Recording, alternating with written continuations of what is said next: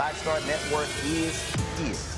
Hold no punches. I'm real revolutionary right now. Support this man, Black Media. He makes sure that our stories are told. Thank you for being the voice of Black America, Roland. Stay black. I love y'all. All momentum we have now, we have to keep this going. The video looks phenomenal. See, this difference between Black Star Network and Black-owned media and something like CNN. You can't be Black-owned media and be scared. It's time to be smart. Bring your eyeballs home. You dig?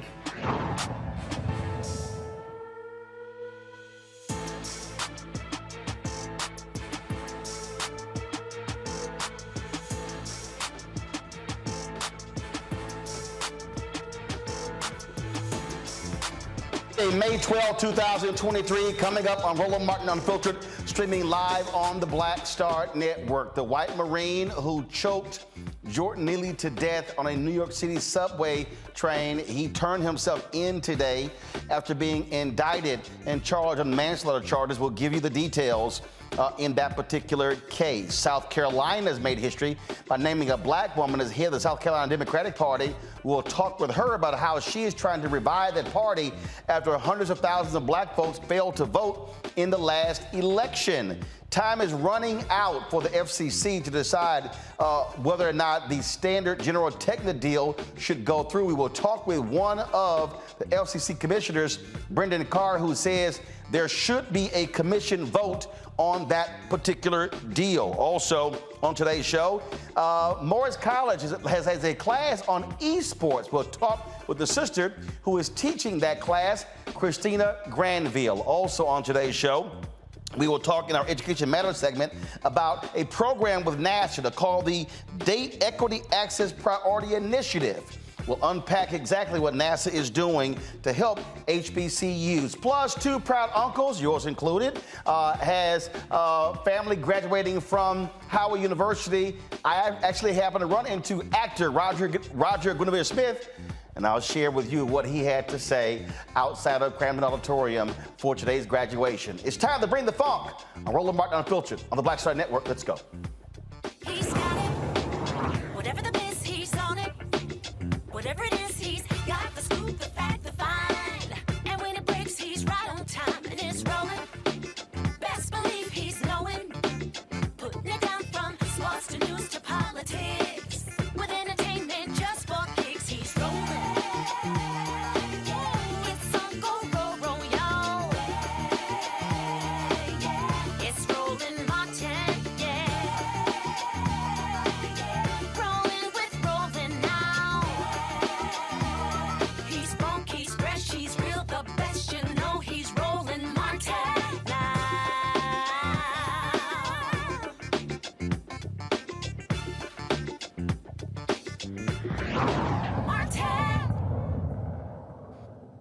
Former U.S. Marine Daniel Penny turned himself in today in New York City after he was charged for manslaughter in the murder of Jordan Neely.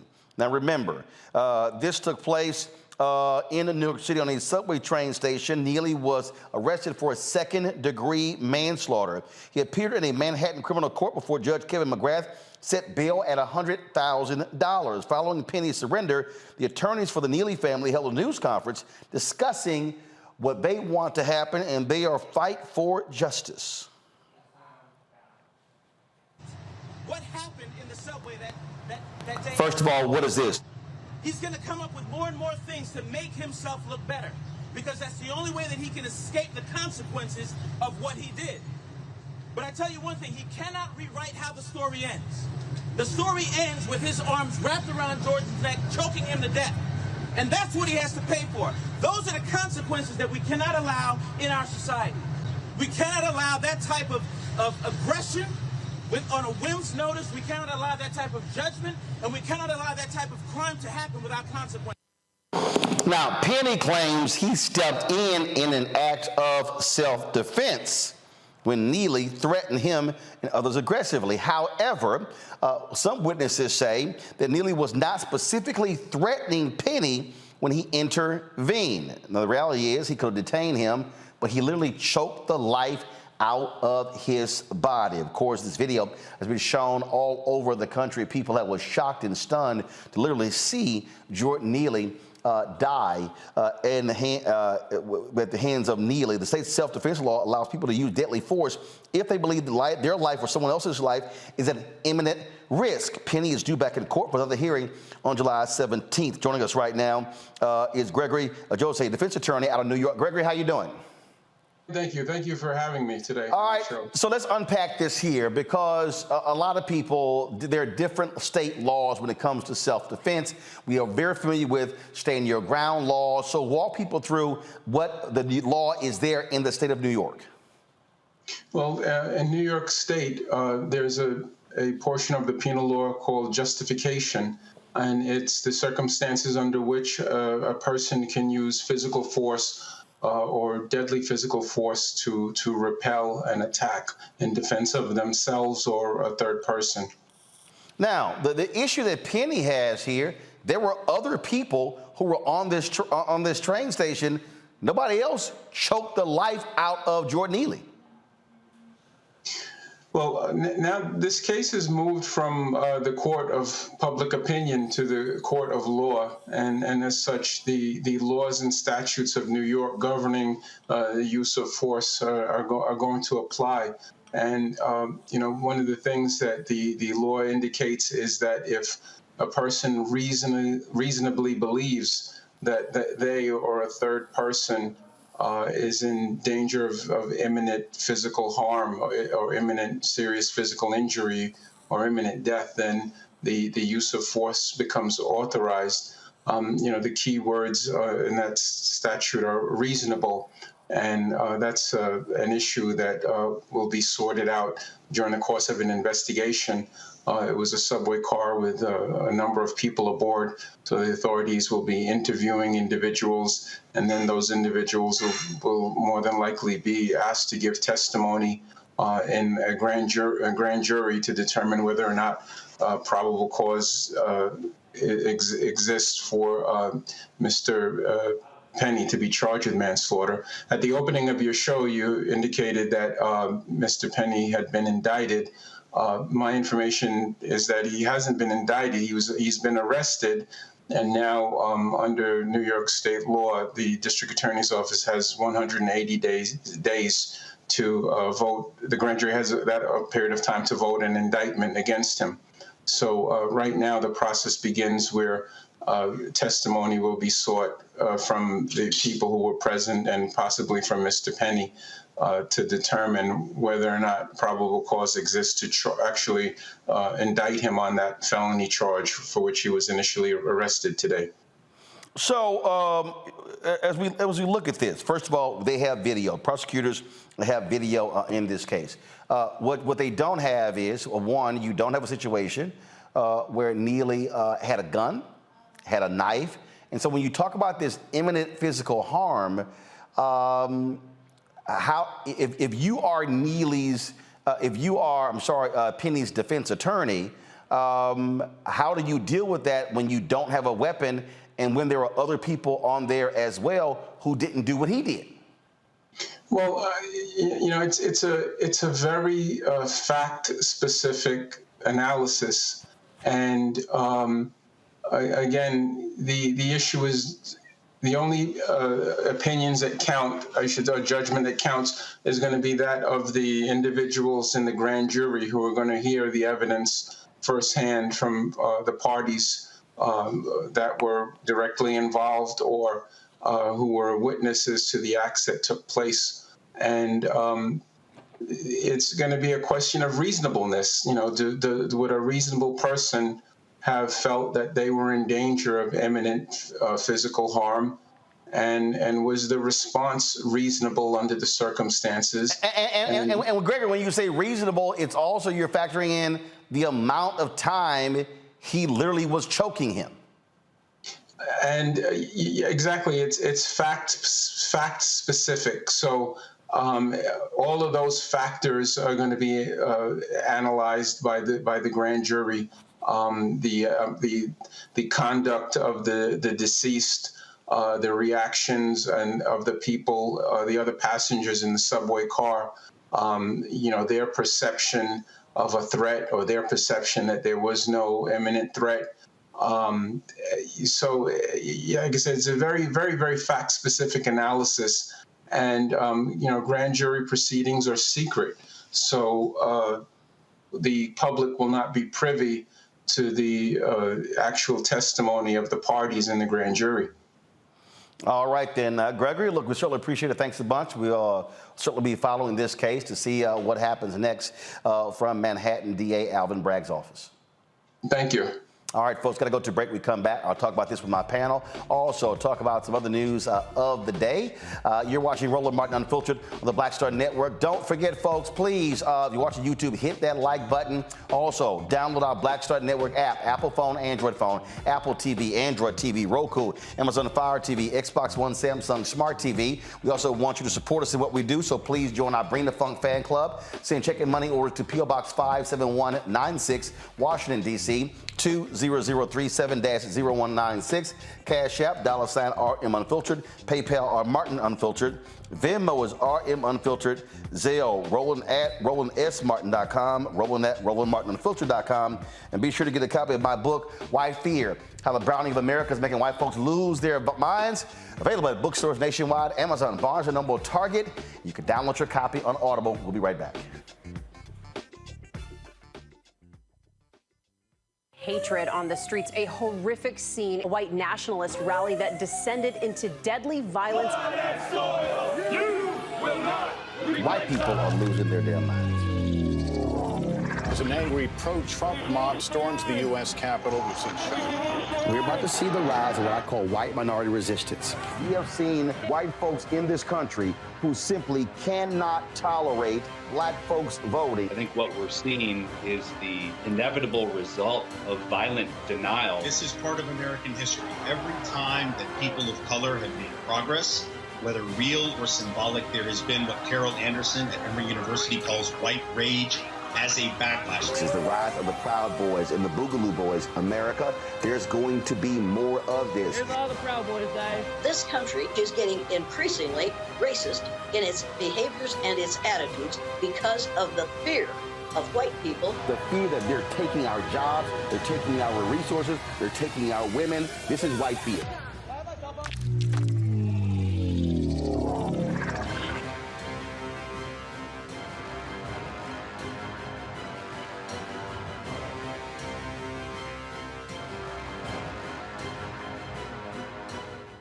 Black Star Network is here. Oh, no punches! I'm real revolutionary right now.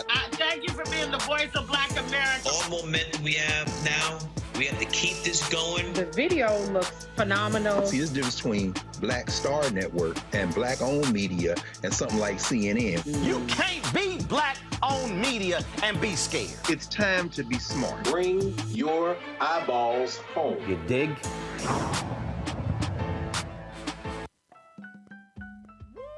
We're all impacted by the culture, whether we know it or not. From politics to music and entertainment, it's a huge part of our lives, and we're going to talk about it every day right here on The Culture with me, Faraji Muhammad, only on the Black Star Network.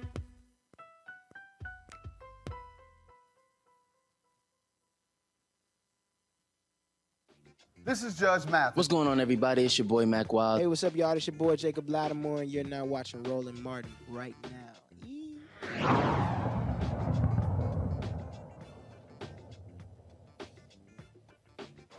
All right, folks, let's introduce our panel today. Matt Manning, civil rights attorney. Glad to have Matt on the show. He, of course, a frequent panelist. Also, we have joining us, we have Michael Imhotep, host of the African History Network show. Glad to have Mike on the show. Mike, of course, from coming to us out of Detroit. Matt Corpus Christi, Kilabethea communication strategist, Washington, D.C. Glad to have all three of you here. Matt, when you look at this particular case here, Penny has a problem. And Penny's problem is that there were a lot of people who were on this subway train. He's the only one who decided to apply lethal force to choke the life out of Jordan Neely. Nobody else did. So if he's going to make the argument, my life was in danger and the other people were in danger, how so? Gun, weapon, was the guy what, just yelling? They're going to have to make that argument. Yeah, I think you're exactly right. And I think your previous guest was good in showing that reasonableness is the standard here, both in New York and in Texas and presumably in other states. So the question will be, was it reasonable to use really force at all, but to use force to this extent? And I think your point is well stated. I don't think he will have a good argument that he should have used force. I am kind of confused here, though, as to why Mr. Bragg's office charged him with manslaughter rather than murder. What generally happens when you go to a grand jury is they're supposed to give you the charge that they think the evidence supports, but customarily prosecutors go to them with a potential charge, and sometimes that changes. And the reason I'm confused here is because manslaughter in New York is a reckless killing, which means you didn't intentionally or knowingly do it, but there was a substantial risk of harm that you disregarded. And putting somebody in a chokehold is much different than putting them in, another kind of hold, right? Like if he had just kept his body such that he couldn't move, that might make more sense than choking him. But choking him, that the likely outcome is a person is going to expire if you hold them too long. So I'm interested in seeing how this charge bears out, but I think your point is well stated. I don't think he's got a strong defense at all because it'll be very hard to show that he was reasonably in fear of any, harm coming to him and or that force was necessary if you got a train full of people who did not think that was appropriate because they set the benchmark. And that right here, Kelly, that he also has to deal with, you're on a public transit system. Folks are recording. So we saw what happened. Now, we don't have, well, first of all, what has not been released is video of what took place before, but we don't know what was all shot by various people. That way we can see what preceded the chokehold. You're right about that, but at the same time, I agree with what Matt is saying, and I think we're all on the same page here in that I am confused as to why I only see a charge of manslaughter when, as lawyers, we know that the saying is you can indict a ham sandwich, and considering that the jury is, siloed and in a private setting such that pretty much they can talk amongst themselves by way of the DA just presenting whatever they want to the grand jury. I don't understand how the DA thought it was reasonable to not add the second degree murder charge, right? Because we don't know whether there's malice, because that would be first. But second is like you killed somebody, and I don't see any negligence here. It seemed like it was pretty intentional. So it seems like they are already feeding into the court of public opinion on the side that Mr. Penny did not necessarily do anything wrong, because otherwise second degree murder would be one of the charges in the indictment. That's my opinion. Michael. Well, Roland, one, I knew charges was going to come here. Two, when Daniel Penny used a lethal chokehold. Now, keep in mind, he was a Marine, okay? So he has training in self-defense. You put a lethal chokehold on somebody for 15 minutes. Now, you can knock somebody out with that chokehold between 10 to 30 seconds. You had him in that chokehold for 15 minutes. So he also has to justify in court each minute, why'd you still have him in that lethal chokehold? The other thing is, if you feared for your life or the life of others, especially if you fear for his life, why didn't you try to get away? I'm not familiar with struggling with somebody for 15 minutes because you fear for your life like that. And what threat did Jordan Neely pose in the 10th minute, the 11th minute, the 12th minute, et cetera? So, and then also, these were charges filed by the DA's office, not from an indictment from a grand jury. From my understanding, it's still going before a grand jury. So maybe they'll come back with second-degree murder charges. And that right there, again, what still just jumps out at me on this, Matt, is this notion that I acted in self-defense before something happened. When a person is not brandishing a weapon, anything along those, let's just say, for the sake of conversation here, that Jordan Neely walked up to him and said, "I'm gonna knock you out."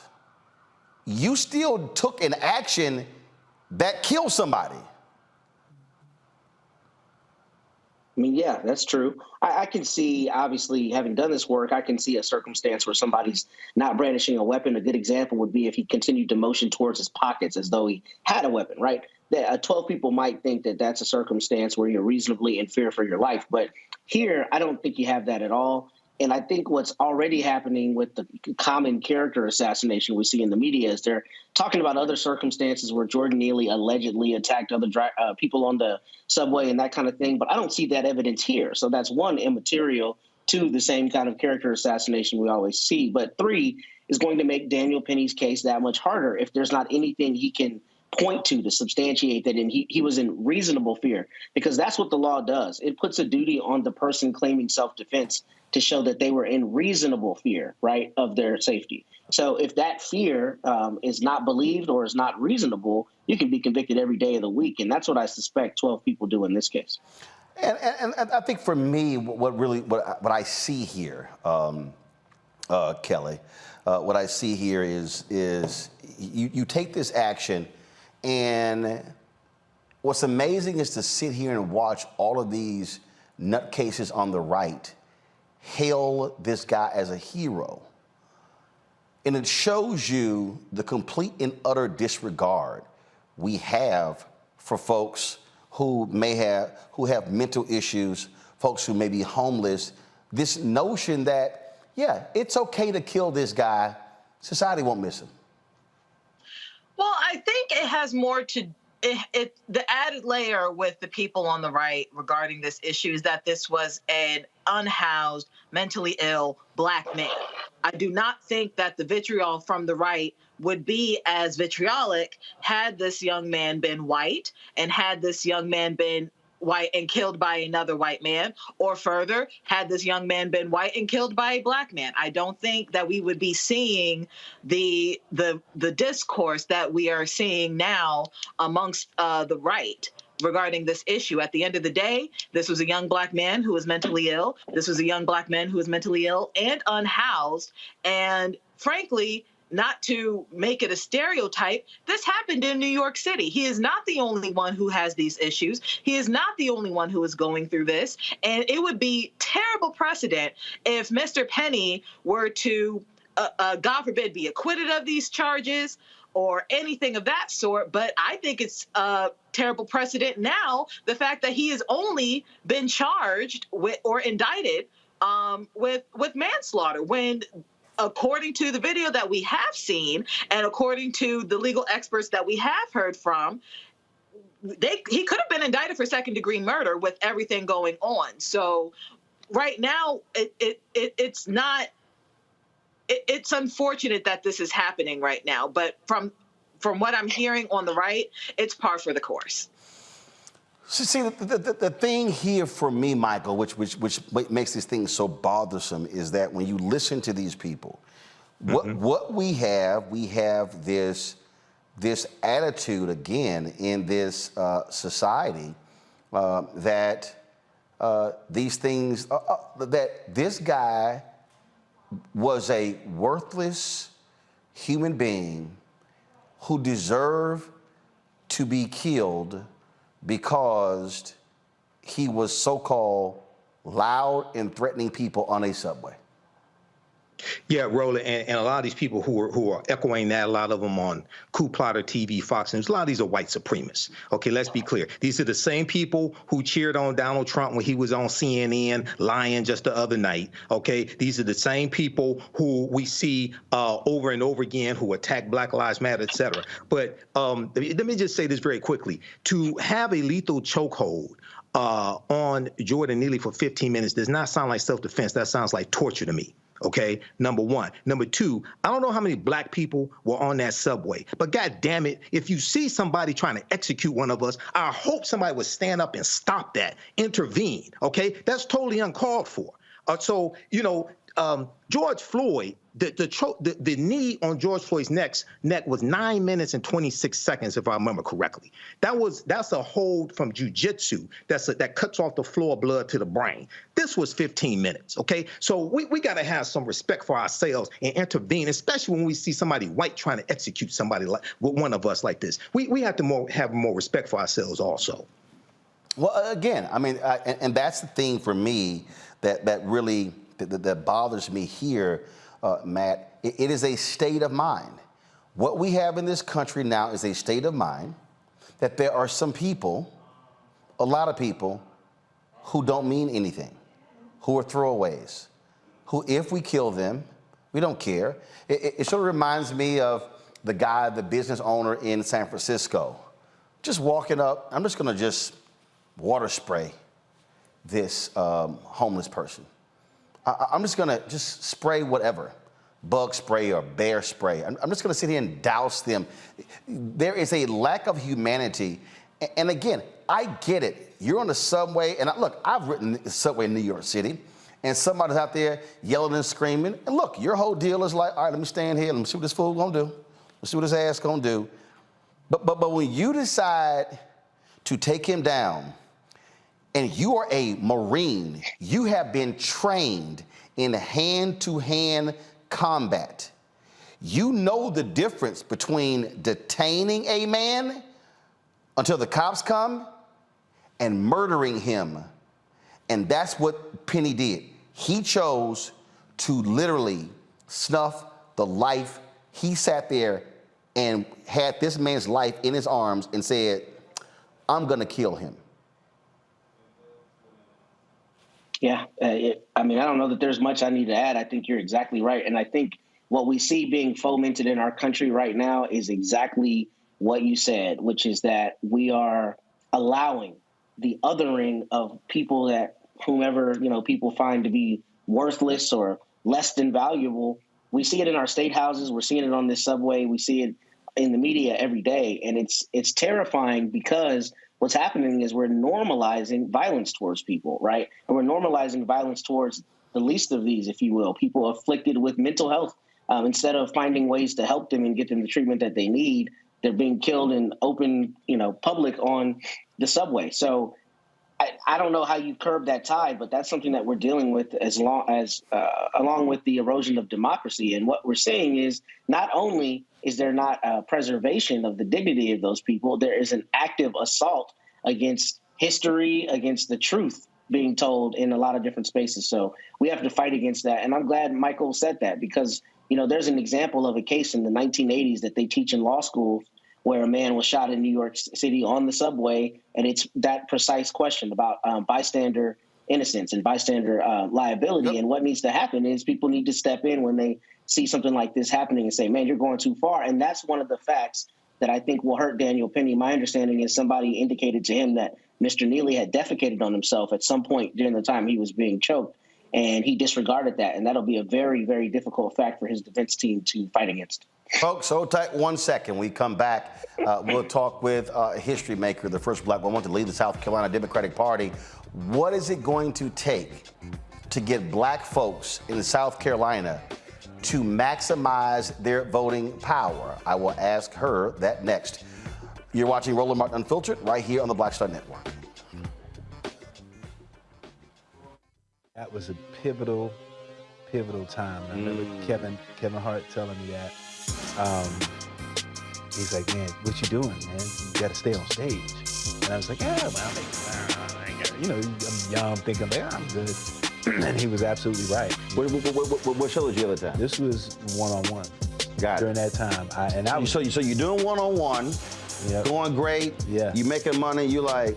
I'm like, I don't need to leave. I don't need to leave from, Wednesday, Thursday to Sunday. I didn't want to do that. It was just like, I'm going to stay here. Or I didn't want to finish work Friday, fly out, go do a gig Saturday, Sunday.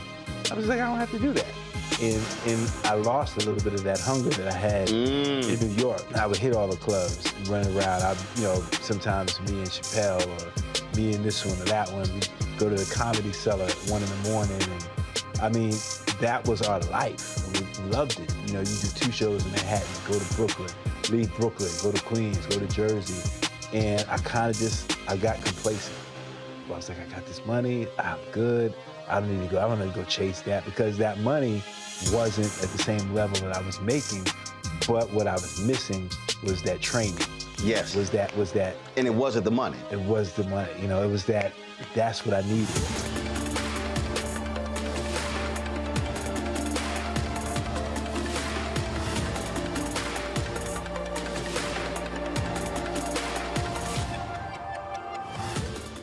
Next on The Frequency with me, Dee Barnes. We're going to talk to Leslie Segar, a.k.a. Big Les, and talk about her incredible career as a dancer, choreographer, and VJ of Rap City. Magic Johnson was there, so half the NBA was there. Iman the supermodel, so all the supermodels were there every day. Actors, right. Like it was a who's who of who's who. Right here on The Frequency in the Black Star Network. Hi, Hi, this is Essence Atkins. Hey, I'm Deion Cole from Blackish. Hey, everybody, this is your man, Fred Hammond, and you're watching Roland Martin, my man, Unfiltered.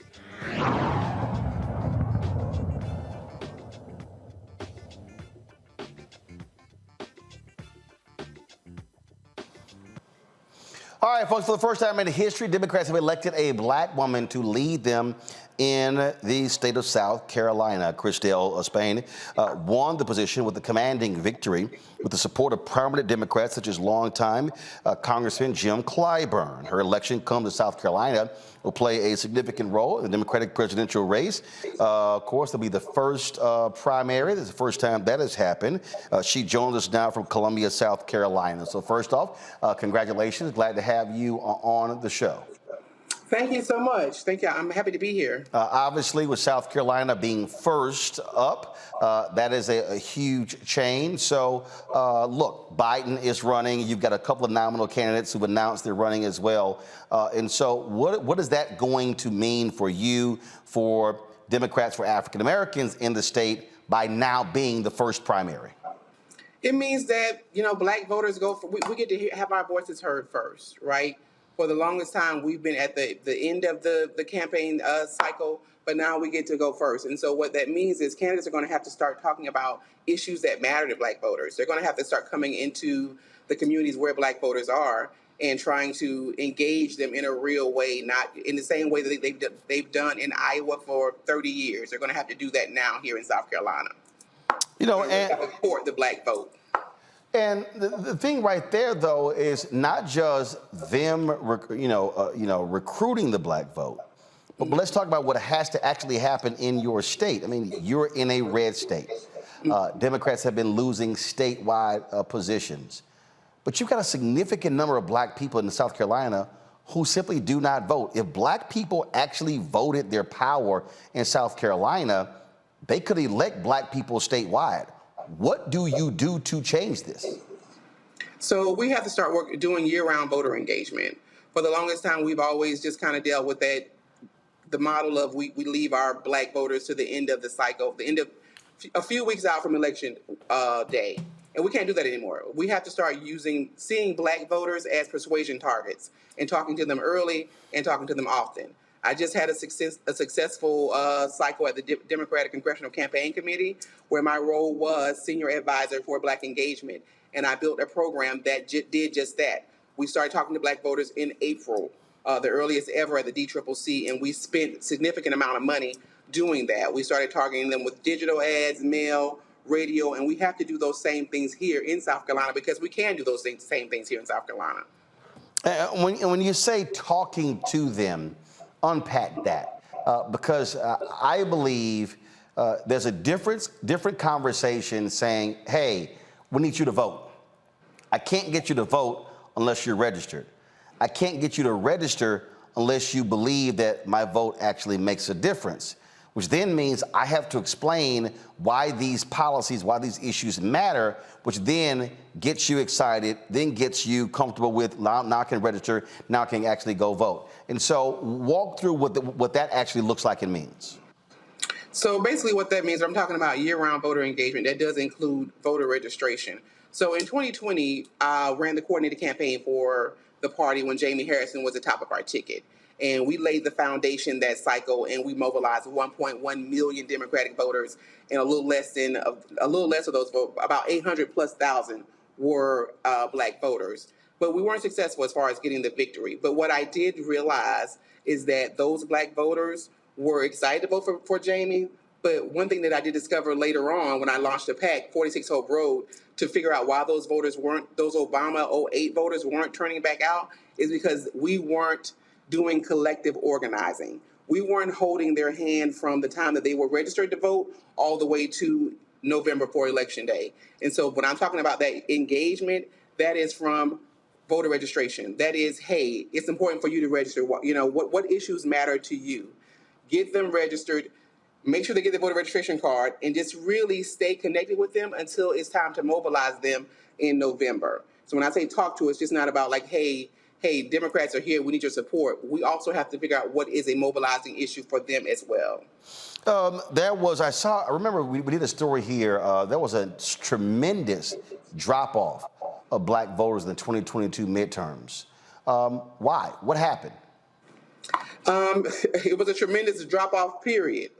We've had the lowest voter turnout here in South Carolina, probably lower than we've seen in over a decade. So I don't really know. I wasn't at the party at the time, but there wasn't much of an effort to mobilize the voters in 2022. That is befuddling to me. I mean, because how can a South Carolinian be the head of the Democratic National Committee, but then in South Carolina, in his home state, there wasn't much of an effort to get folk to vote when you actually had competitive races? Well, Jamie, are you talking about Jamie Harrison? No. What I'm saying is, you got the head of the DNC who's from South Carolina, and then what you're saying is you didn't have Democrats who in South Carolina who were engaged in trying to get the vote out in 2022. That's crazy to me. Well, I mean, it's, the party, it's the candidates. I'm not the person to answer that question because I didn't work here in 2022. I wasn't elected in 2022. It's just about the party's effort. It was kind of lackluster for whatever reason. Was it a function of money? Money and a function of how our party is structured, right? If you have a top of the ticket here in South Carolina and they're not invested in the party apparatus, then the party doesn't really have an apparatus for that election cycle. So as you saw in 2020, when Jamie was the top of the ticket, he was highly invested in the party, and we had a very robust campaign cycle from, all across the state. He invested in the races from the bottom all the way up to, of course, his own race. And so we were able to mobilize those 1.1 million voters. But if you turn around 2 years later and have a candidate that is not invested in organizing in that way, then the party can't really get the resources it needs to engage voters. First of all, let's stay right there because what you just described is being at the mercy, frankly, of candidates. And so what are you going to then say to these candidates, top to bottom, those who run for U.S. Senate, those who run for Congress, those who run for statewide positions, what they are going to have to do? Because frankly, if the candidates go, hey, I'm sorry, we're not going to put the resources in there, are you going to look them in the eye and say, well, guess what? You're going to lose then. Absolutely. I'm going to say that. But what I do want to make sure that we're doing is having a very strong and robust candidate recruitment and training program so that candidates are aware of what their expectations are, and they know what they're expected to do, and they know what the party is expected to do. And we're also going to I'm going to work with my executive committee to come up with a plan B, because we cannot be at the mercy of candidates like that ever again. Because in 2020, we took 3 giant steps forward, and then in 2022, we took 6 steps back. So we can't afford to do that. We have to continue progressing. Questions from my panel. First off, Kelly. Sure. First and foremost, congratulations. Thank you. I know this was no small feat. And as someone who has ancestral roots in South Carolina, both Carolinas, but South Carolina in particular, I'm really excited for you in this endeavor. My question to you is, even though I understand you are new to this position and you've mentioned that some of the problems in the past has been the lack of hand-holding, as you called it, from the voter being registered to actually getting the vote secured, while that may all be well and good, how do you plan on the sustainability of holding these voters within the Democratic Party, but more importantly, how are you planning to hold the candidates within South Carolina accountable so that they actually see through and see to that the vote that they earned actually, frankly, is earned? How am I going to hold the candidates? Tell me one more time. I'm sorry. How are you going to hold candidates accountable, the Democratic candidates under your purview accountable for the vote that you are trying to galvanize in South Carolina? It's all about really having a strategy. We're all going to be invested in that winning strategy. And a lot of times I've seen in the past from a different vantage point that everybody's kind of doing their own thing. and we can't do that, right? The party has a role in the election as well as the candidates. And so if the accountability piece to me comes with, we're doing our part, which is, these voters here, right? We know the voters that we need to mobilize, and we know the voters that the candidate needs to try to persuade to vote. And so I think the accountability comes with it being invested in the strategy. Like, you only win if you're going to do what we've already laid out. And I don't think that that's been laid out fair enough for folks in the past. So that's just one of the ways that I see us holding them accountable, because here's what we're going to do. We can't go persuade independent voters. That's not the party's role. The party's role is to expand and mobilize the base voters. So if they understand that, I think that if they understand that and they're invested in winning, they'll be accountable, I believe. Michael. Hey, congratulations, Christale. I think this is a big accomplishment. I agree with everything that you said, dealing with the outreach and starting early and continuous contact, things of this nature. One thing that I think is really important is in the communication, the ongoing communication is assessing what has been accomplished under the Biden-Harris administration, what has been accomplished the past 2 years, et cetera, or 3 years. What are one or two ways that you plan to communicate what has been accomplished? One, and two, are you using just curious, are you using the document from whitehouse.gov, the Biden-Harris administration advances equity and opportunity for Black Americans and communities across the country? Because this is about a 26-page document that breaks down category by category how the policies of the Biden-Harris administration are helping African Americans. Absolutely. I've seen that document. And the one thing that I will tell you is that just because we haven't been talking to our voters in that way, our voters don't know, right? They don't know their vote is working for them. And that is the role of the Democratic Party. Like, even with the bipartisan infrastructure law, right here in South Carolina, right here in Columbia, the traffic is almost at a standstill because of all of the construction. And people are frustrated. But what I want to make sure that our voters know, this is progress. This is your vote working for you. This is what your tax dollars are fixing these roads finally, right? Even with all the broadband, South Carolina is a rural state. So having the access to Wi-Fi across these rural counties is, it's hugely beneficial to our voters. And we have to let them know, here is your vote working for you again. Right here, you voted for this, you got it. Access to clean water. We've had our own counties here that have had, water crisis that we're coming out of. So every community having clean drinking water is your vote working for you. And so we have so many things to celebrate and to tell our voters about the accomplishments. And we have to tell them. We are not telling them, we're not talking to them, and that's what I'm going to change. Thank you. Matt? Congratulations on your election. My question for you is this. What, if any, leverage do you see this gives your party in South Carolina in particular in driving the national conversation in terms of policy, and particularly maybe policy for us or just Democratic policy in general? And what I mean is that if y'all are the first primary, you'll be the benchmark essentially for candidates and what they do in subsequent primaries. So how do you see that leverage that this gives y'all? I think that it gives Black voters a voice early rather than later. Right. So whatever the needs and the issues of Black voters are, when this cycle really gets started, that's what is going to happen. That's what the candidates are going to be talking about. Right. Because they're not going to be able to wait and push it to the background. They're going to have to lead off with issues that matter to Black voters. Last question I have, that is, you have Moms for Liberty that has taken over a significant number of school boards. And so a lot of focus oftentimes is on national and statewide races. But the reality is, when you talk about a state Democratic Party, you're also looking at those local races. What is your strategy to retake those races? Is it a matter of reminding people that, hey, you kind of got to vote in those races as well? Because my understanding, 10 of the 14 largest school districts in South Carolina, a significant number of Black folks, Moms for Liberty, these crazy right-wingers, they're running through, changing curriculum, firing superintendents. That's impacting Black students.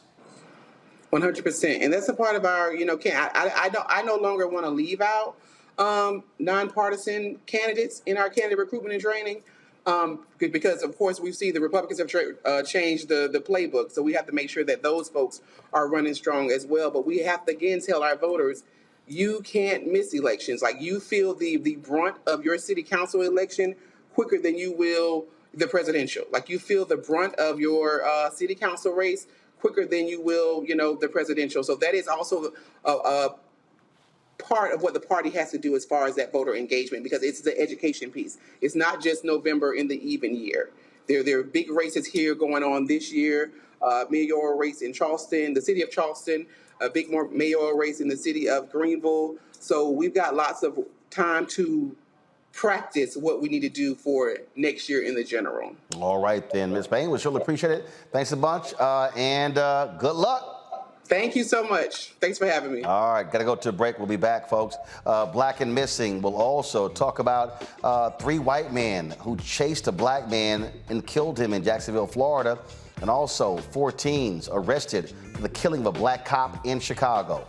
That's next on Roland Martin Unfiltered on the Black Star Network.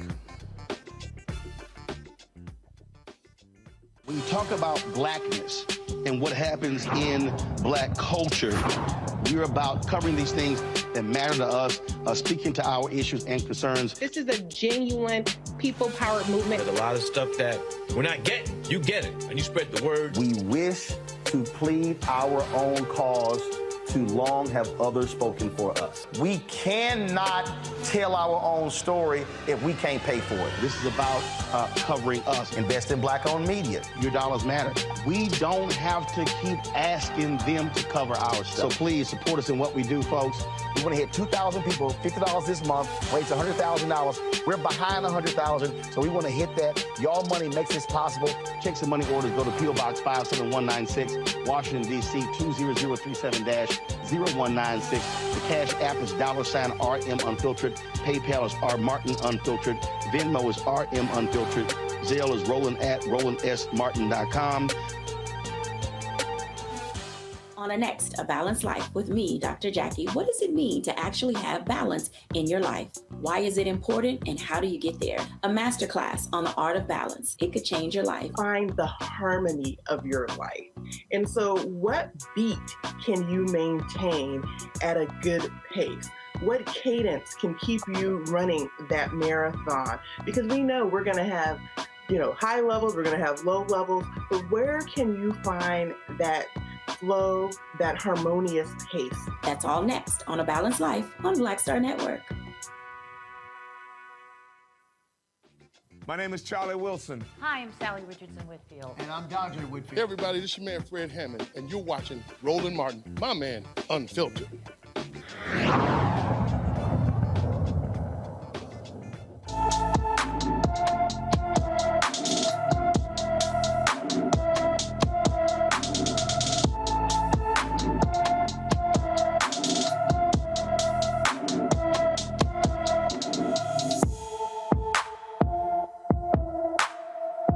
Kennedy Myers went missing from her King Street, South Carolina home on April 21st. The 16-year-old is 5 feet 6 inches tall, weighs 165 pounds, with brown hair and brown eyes. Anyone with information about Kennedy Myers should call the Williamsburg County, South Carolina Sheriff's Office at 843-354-0606, 843-354-0606. Folks, this story reminds me of the Mount Arbery case. 3 white men in Jacksonville, Florida, are accused of killing a black man who they actually chased. Ryan Nichols was charged with second-degree murder, while Daniel DeGaria and Holden Dotson were charged with accessory after the murder. The 3 men are accused of chasing a black man whose identity has not been released for no reason, shot and killed him. Jacksonville sheriffs found the victim on May 2nd lying on the ground near a dumpster where police believe he was trying to hide from the men. He was pronounced deceased. The judges advised DeGaria and Dotson that they may have hate crime charges added to the other charges. According to Florida statutes, hate crimes bring heavier penalties. This right here is absolutely insane. Kelly? It is absolutely insane. And unfortunately, it's not the first time we've seen something so insane. I hope that they are convicted and sentenced to the highest sentence that they can possibly receive, because it is absolutely unacceptable to have such stupidity on top of racism in this country. There is no reason for this. This black man lost his life, and for what? Because 3 people saw a black man crossing the street. This is not Jim Crow anymore, and it wasn't acceptable then. It sure isn't acceptable now. And hopefully the law will hold them accountable, because based off of the information that we have available to us via media, they very well may be guilty of this crime, and they should be held accountable for it to the fullest extent of the law. It is just, I mean, Michael, we continue to see what happens here. I mean, my goodness, they chase this guy and kill him. Yeah, Roland, this is another sad event. Once again, I don't think it's coincidental that it's taking place in the state of Florida, where at the same time they are attacking how African-American history is taught in schools. At the same time, they're banning books dealing with the civil rights movement, et cetera. And the way you treat a people is largely based upon what you've been taught about a people, what you think about a people. We can't let it escape this conversation that Florida is where Rosewood was. And the Rosewood, Florida massacre in 1923, where they destroyed an entire town. White supremacists destroyed an entire town and ran those African Americans out of Rosewood and took their land, all because of a lie. All right, so this is another tragedy. Hopefully they get the fullest brought to justice and get the stiffest penalty. But things like this have to stop. Absolutely. This case here out of Chicago, quite sad. Arana Preston, a 24-year-old police officer, was actually shot and killed as she was at her home. Now, what they're investigating, Matt, in Chicago, is why did it take cops 30 minutes to respond to the shooting after the shot cams detected that shots were fired in the area? Four African-American men, teenagers, were actually arrested for her murder. Apparently, they had gone on a, go ahead and show the photos, folks.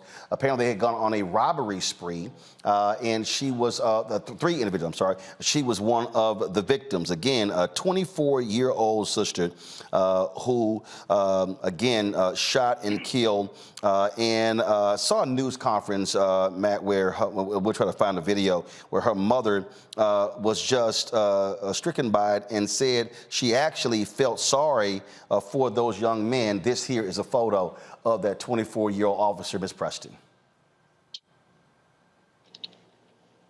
Yeah, I mean, this is obviously heinous, and it's obviously indefensible. And what's layered on top of just the clear facts here is the fact that we're talking about juveniles. We're talking a 14-year-old child doing this, and obviously children can be charged as adults, and children can understand to some extent gravity of those crimes. But the system has a whole different approach to juvenile prosecution than it does adult prosecution because of what we understand about neuroscience. So I say all that to say what's especially sad here is you have three young men who committed this heinous crime. What happened to this woman is obviously the most important part of this. But a corollary to that is you have three young lives that are now gone, and it makes you have to do an examination of the circumstances that put them there, the circumstances of systems that are failing them holistically, and it culminates in things like this heinous shooting. And I hope that they're brought to justice, but I also hope that there is appropriate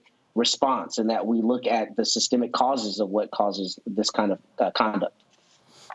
Indeed. Also, while we are talking about Chicago, folks, what was also happening there, of course, Mayor Lori Lightfoot, of course, lost her re-election bid. They also are dealing with this here. HUD has actually settled a lawsuit with the city of Chicago with regards to environmental racism.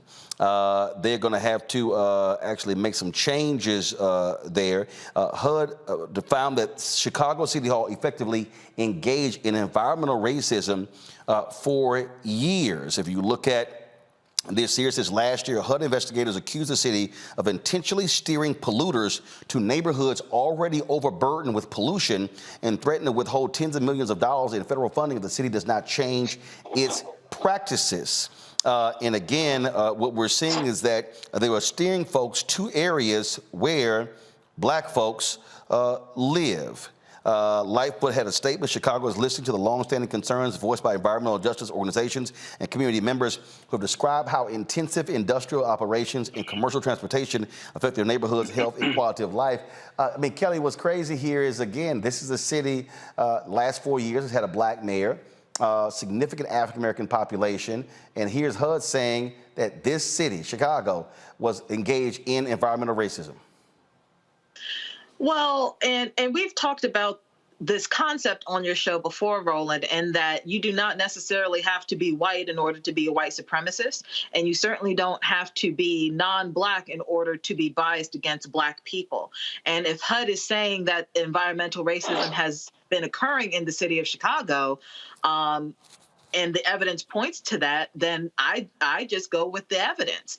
And based off of what you're saying, based off of what the media is saying about this issue, it is unfortunate that there are some black people out there who do not necessarily care about or prioritize the lives of other black people within their surroundings. And we have to find a way to root out those specific biased black people and bring in people who actually care about the collective, who care about all black people, and make sure that things like environmental racism don't happen in predominantly black cities or predominantly minority populated cities. What was crazy here, Michael, go to my iPad, please, and that is, it says, central to a complaint, this is from Chicago Sun-Times, central to a complaint from 3 Southside organizations in 2020 was the planned relocation of the General Iron Car and Metal Shredding operation from Lincoln Park to East 116th Street along the Calumet River. The organizations complaining to HUD said neighborhood residents' civil rights were being violated by the move, which shifted a polluting nuisance in a mostly white, affluent neighborhood to a predominantly Latino community area surrounded by majority black neighborhoods. So let's take it out of the white folks area who got money, and let's go where the black and Latino folks are. Yeah, Roland, and we see this is the fight that is going on within the environmental justice arena, fighting against environmental racism. And, you know, and also coupled with this, it may not play a part specifically in this case, but in other cases where we see things like this happen, gentrification is taking place as well. So this is part of the harm that has to be repaired when we talk about repairing the legacy of a damage of slavery and post-slavery as well.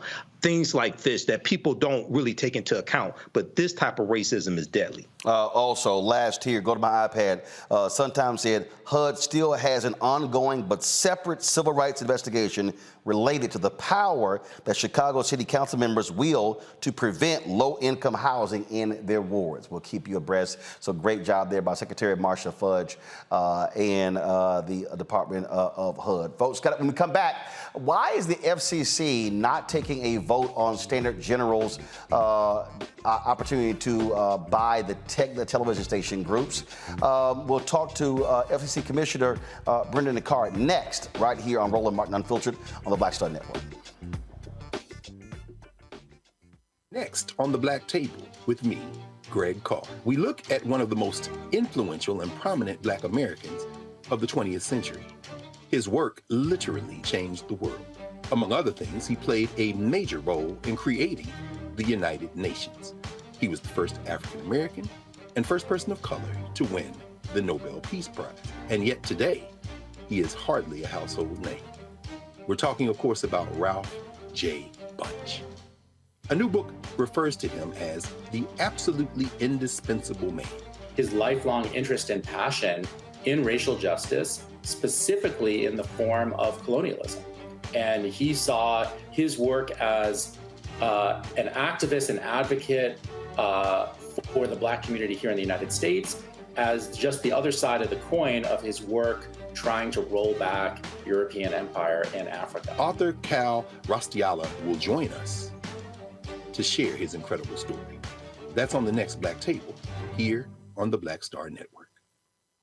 Hi, I'm Dr. Jackie Hood Martin, and I have a question for you. Ever feel as if your life is teetering and the weight and pressure of the world is consistently on your shoulders? Well, let me tell you, living a balanced life isn't easy. Join me each Tuesday on Black Star Network for A Balanced Life with Dr. Jackie. We'll laugh together, cry together, pull ourselves together, and cheer each other on. So join me for new shows each Tuesday on Black Star Network, A Balanced Life with Dr. Jackie.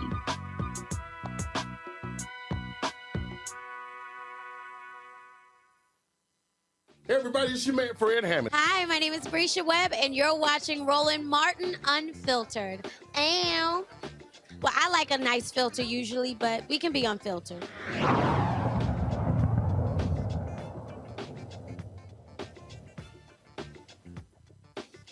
Folks, in a few days, the financing was going to run out for Standard General's acquisition of the television group Tegna. Now, what happened if they're able to do this? They will be acquiring the second largest TV group in the country based upon revenue. Now, Soo Kim, who leads Standard General, he's a Korean American. They've been having this battle back and forth. They've been fighting various unions. Some support, some don't. Critics have said they're going to be causing the loss of jobs. He said he's made a number of concessions, saying they're going to be actually adding jobs.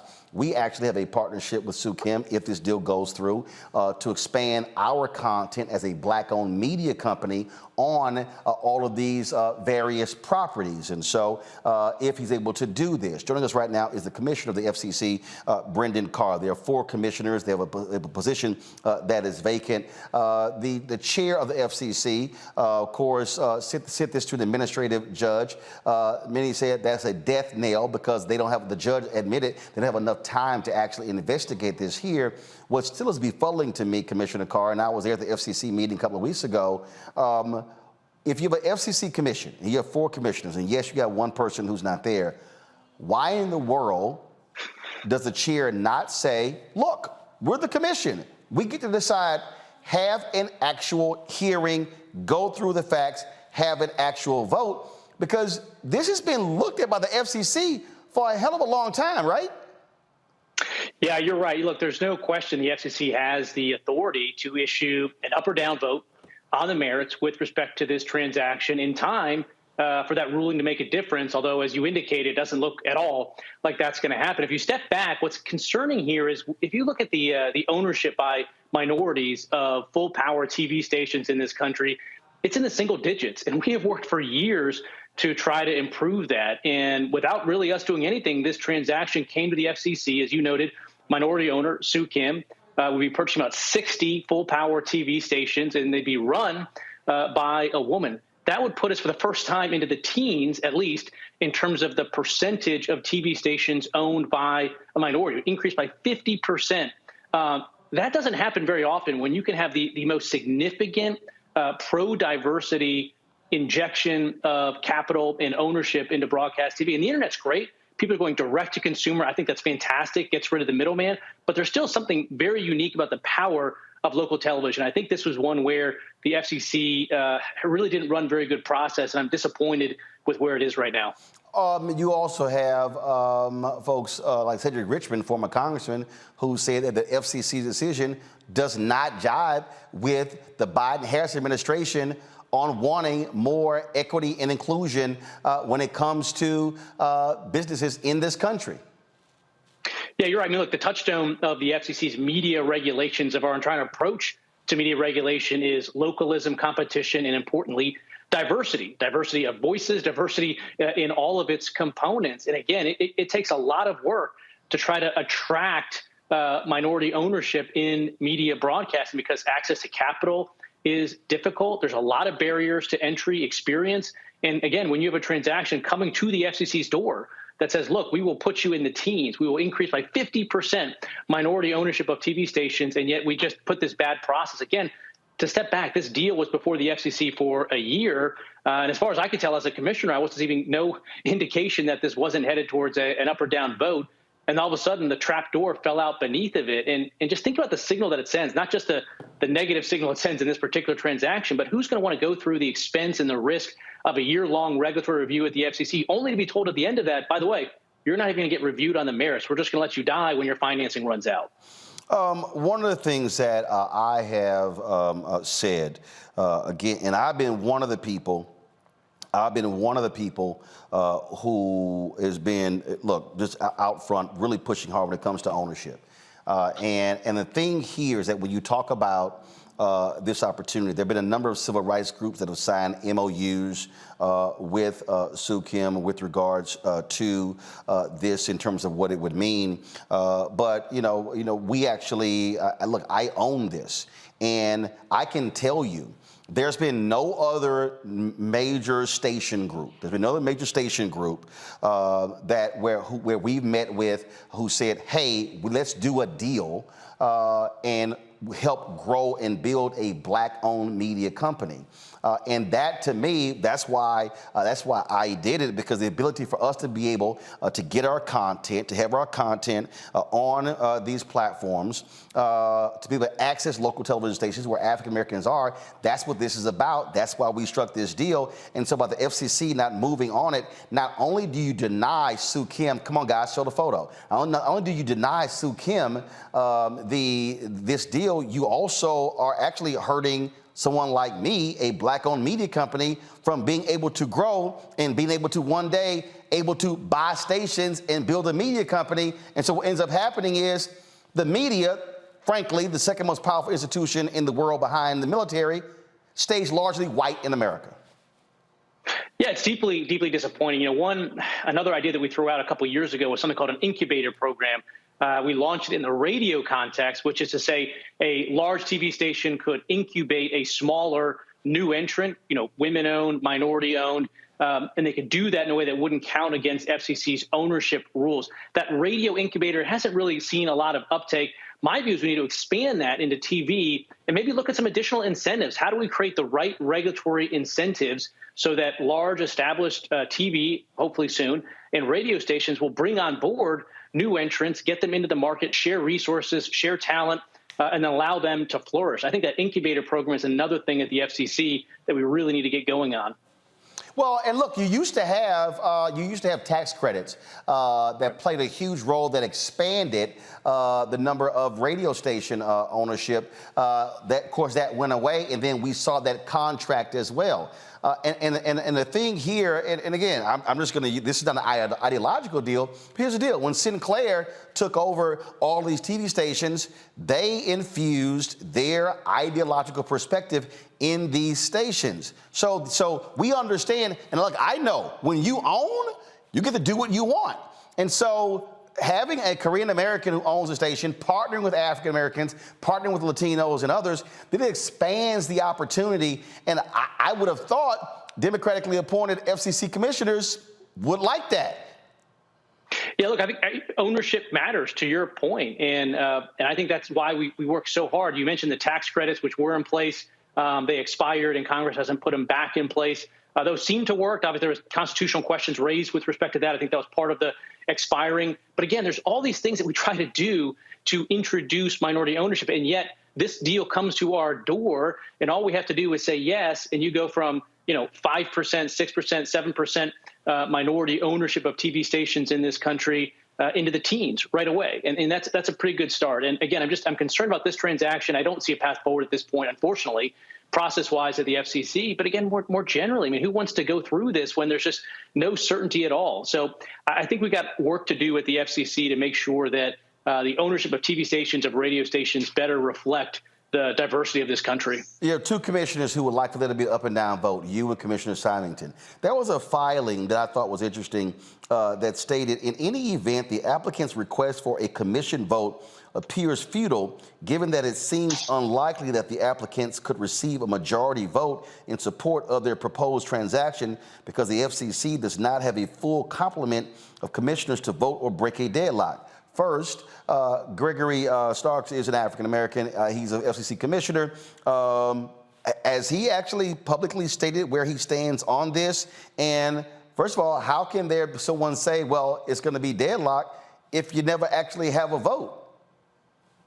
Yeah, well, process-wise at the FCC, the chair has complete control over what comes before us to vote and what gets yanked away from us in terms of casting a vote. That's a prerogative of the chair. So again, even though there's 4 of us, even if 3 people came together and said they want to vote on the merits, unless one of those 3 is the chair, there's no action forcing way that 3 commissioners can force a chair to bring something forward. You mentioned Commissioner Starks. He's been doing really good work at the FCC. He's been working hard. I was just with him at a historically Black university down here in Virginia, and he's been promoting some initiative to try to get more low-income minority communities onto the internet with a particular program called ACP, which is a new subsidy discount to get low-income people online. So I think we're all rowing in the right direction here, but this is just a real big black eye for the FCC when we had a chance to do something to promote diversity, and plainly it looks like at this point we're not going to.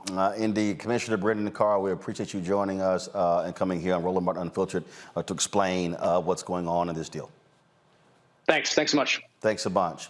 I'll go to my panel here. This is the thing, Michael, and that what you have going on. So you got something that's going on right here, okay? You've got some Democrats who have been opposing, saying, oh, private equity taking over this media property, they're going to be just slashing jobs left and right. But you got some other Democrats who've been saying, wait a minute, you had like Senator Robert Menendez saying, why are we not addressing the issue of diversity in ownership? You've got folks on both sides. You've got some union folks opposing, some union folks who are supporting. The thing for me is real simple. You're the FCC. You are appointed to make decisions. Do your job. Commissioner Rosenwald, just do it. Call for the actual vote, or say, we're going to have an FCC hearing. We want to hear both sides, and let's vote and see what the hell happens. Don't ship it off to an administrative judge to kill it. Yeah, I think the FCC should act on this. And this is one of the reasons why specifically Black-owned media is so important, but how Black-owned media is also impacted by government decisions, by who's in office, by the FCC. So I think they should make a decision on this. And also, you know, we have to understand, and I think those of us on the panel know this, the Democratic Party is not a monolith. Those Democrats in the House and the Senate, they're not a monolith. And I think it's also important to have representatives in the House and the Senate who also have some type of background in media. The reason why I say that is specifically African Americans. The reason why I say that is because they can probably advocate better for African American media than other people who may mean well but don't have any experience in this arena. Well, here's the whole deal.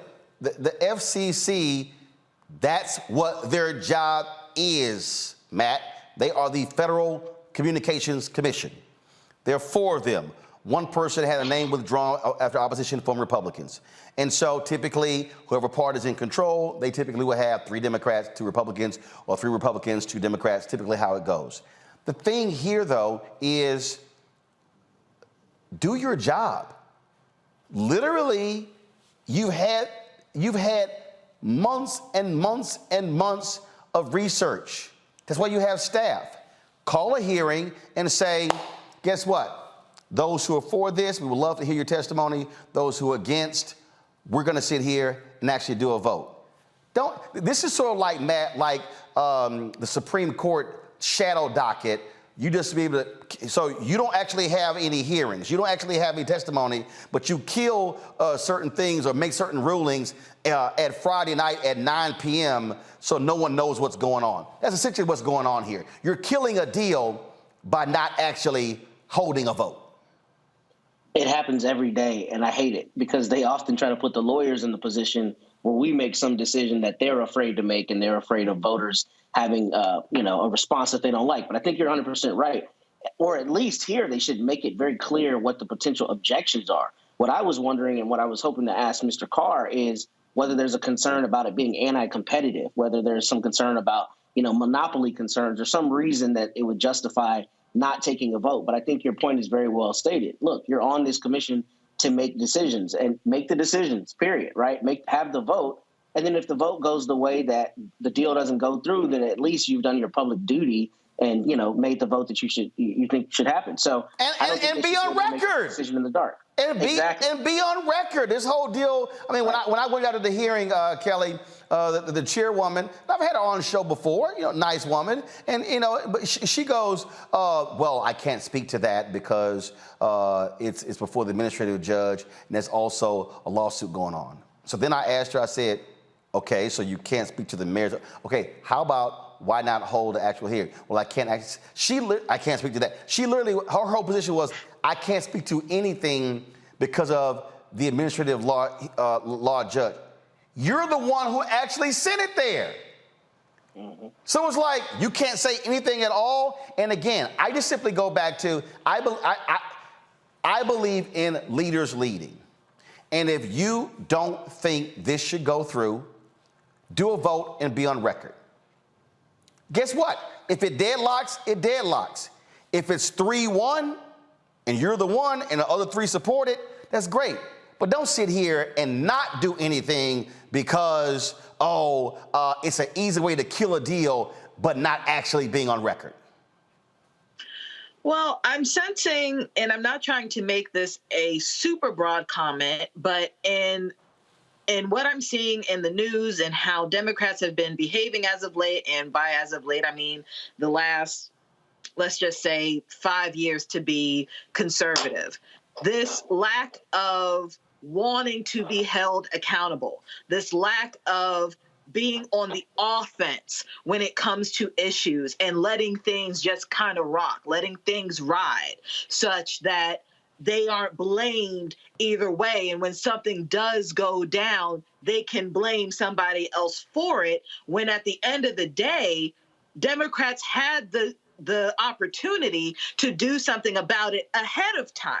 And what I'm seeing here is that, frankly, the Democrats in the FCC are holding up process that would help left-wing issues such that you have diversity. Well, no. So it's not necessarily left-wing issues. So this is not an ideological thing. The bottom line here is just very simple. Here you have a Korean American owns a company. Now, there are Democrats that oppose him by saying, because you're private equity. And yes, we have seen in the newspaper industry how some private equity companies have decimated jobs. One, not all companies are the same. You have commitments that have been made. But the point here is this here. I don't care if you say, Sue Kim, I don't believe him, I don't believe Senator General. That's fine. Vote. Vote. Be on record and vote it down. If there are 3 commissioners that are against it, vote. If there are 2-2 and it's deadlocked, it still doesn't go forward.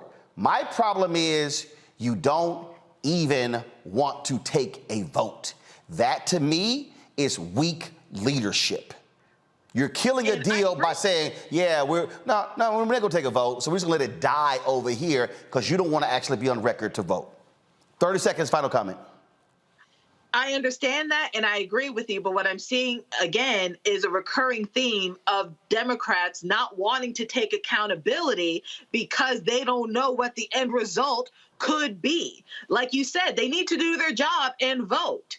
But because of, we don't know what the repercussions are going to be if we vote one way or the other, we would rather, shift and let another entity deal with it. That is a recurring theme that I'm seeing. Well, that's crazy as hell to me. All right, folks. So again, we'll see. I doubt anything happens, but we'll see what happens in the next few days. Got to go to a break.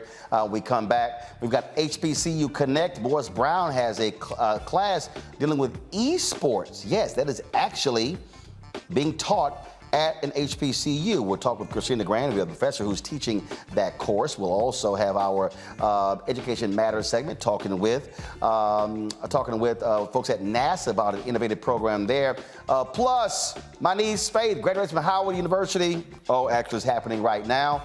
And I actually happened to run into a prominent actor while I was leaving, whose nephew is graduating at the same time. I'll share that with you. You're watching Roland Martin Unfiltered on the Black Star Network. On the next Get Wealthy with me, Deborah Owens, America's Wealth Coach, nurses are the backbone of the healthcare industry, and yet only 7% of them are Black. What's the reason for that low number? Well, a lack of opportunities and growth in their profession. Joining us on the next Get Wealthy is Neely Death. She's going to be sharing exactly what nurses need to do and what approach they need to take ownership of their success. So the Black Nurse Collaborative really spawned from a place and a desire to create opportunities to uplift each other, those of us in the profession, to also look and reach back and create pipelines and opportunities for other nurses like us. That's right here on Get Wealthy, only on Black Star Network.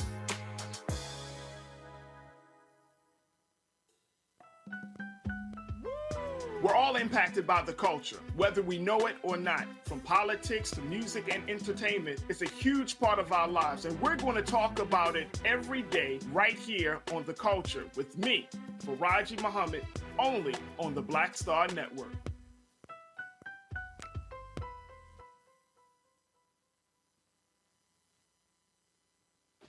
My name is Charlie Wilson. Hi, I'm Sally Richardson Whitfield. And I'm Dondre Whitfield. Hey everybody, this is your man Fred Hammond, and you're watching Roland Martin, my man, Unfiltered.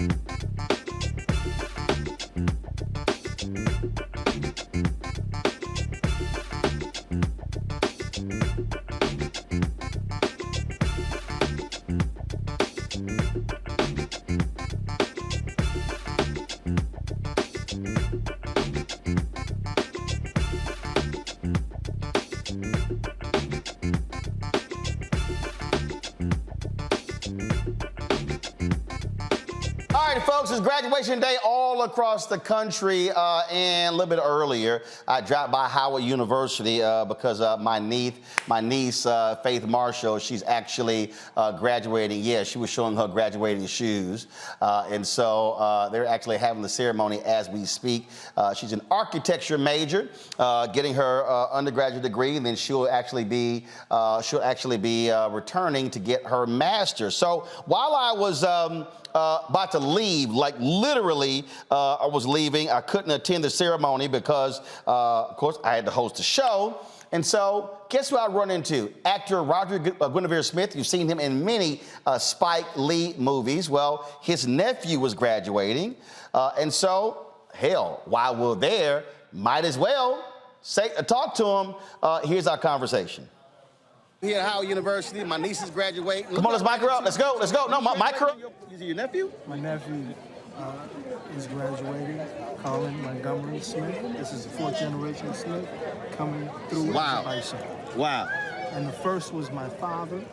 And tomorrow we will celebrate what would have been my father's 101st birthday. Wow. Sherman W. Smith Sr. That's awesome. Always. Well, first of all, it's always good to see these young folks continue the tradition out here and ready to do some great stuff. What would you, if you had to speak to him, what would you tell him? If there is no struggle, there is no progress. Those who profess the favor of freedom and appreciate agitation are those who want crops without plowing up the ground. And rain without thunder and lightning. They want the ocean without the wars.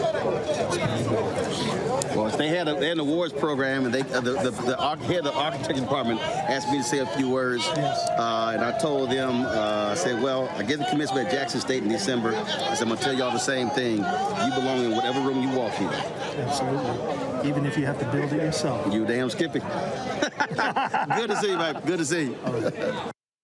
All right, folks, again, so congratulations to all the graduates, whether you went to HBCU, PWI, community college, JUCO, does not matter. And so congratulations. All right, let's talk about my next guest and what she's doing. So now some of y'all out here going, I wish all these kids stopped playing games. But the reality is a lot of people are making a lot of money playing video games. It is huge. It is a multi-billion-dollar industry. And a lot of African Americans are not fully engaged in it. Well, the folks at Morris Brown College decided to actually have a course that deals with esports. And so my next guest, Christina Granville, they actually hired her to teach that. Yeah, I never thought I'd be calling Professor Granville. Oh, my God. Oh, my God. But that's actually what she is. So, so she's actually in town. So you're in town doing something for the NBA? What are you doing? Yes, I work for the NBA 2K League as a NBA 2K League host. So I host the AT&T 5G Game Day show. And I also so what's the NBA 2K League? What? It is an entire league of competitive pro players that play 2K.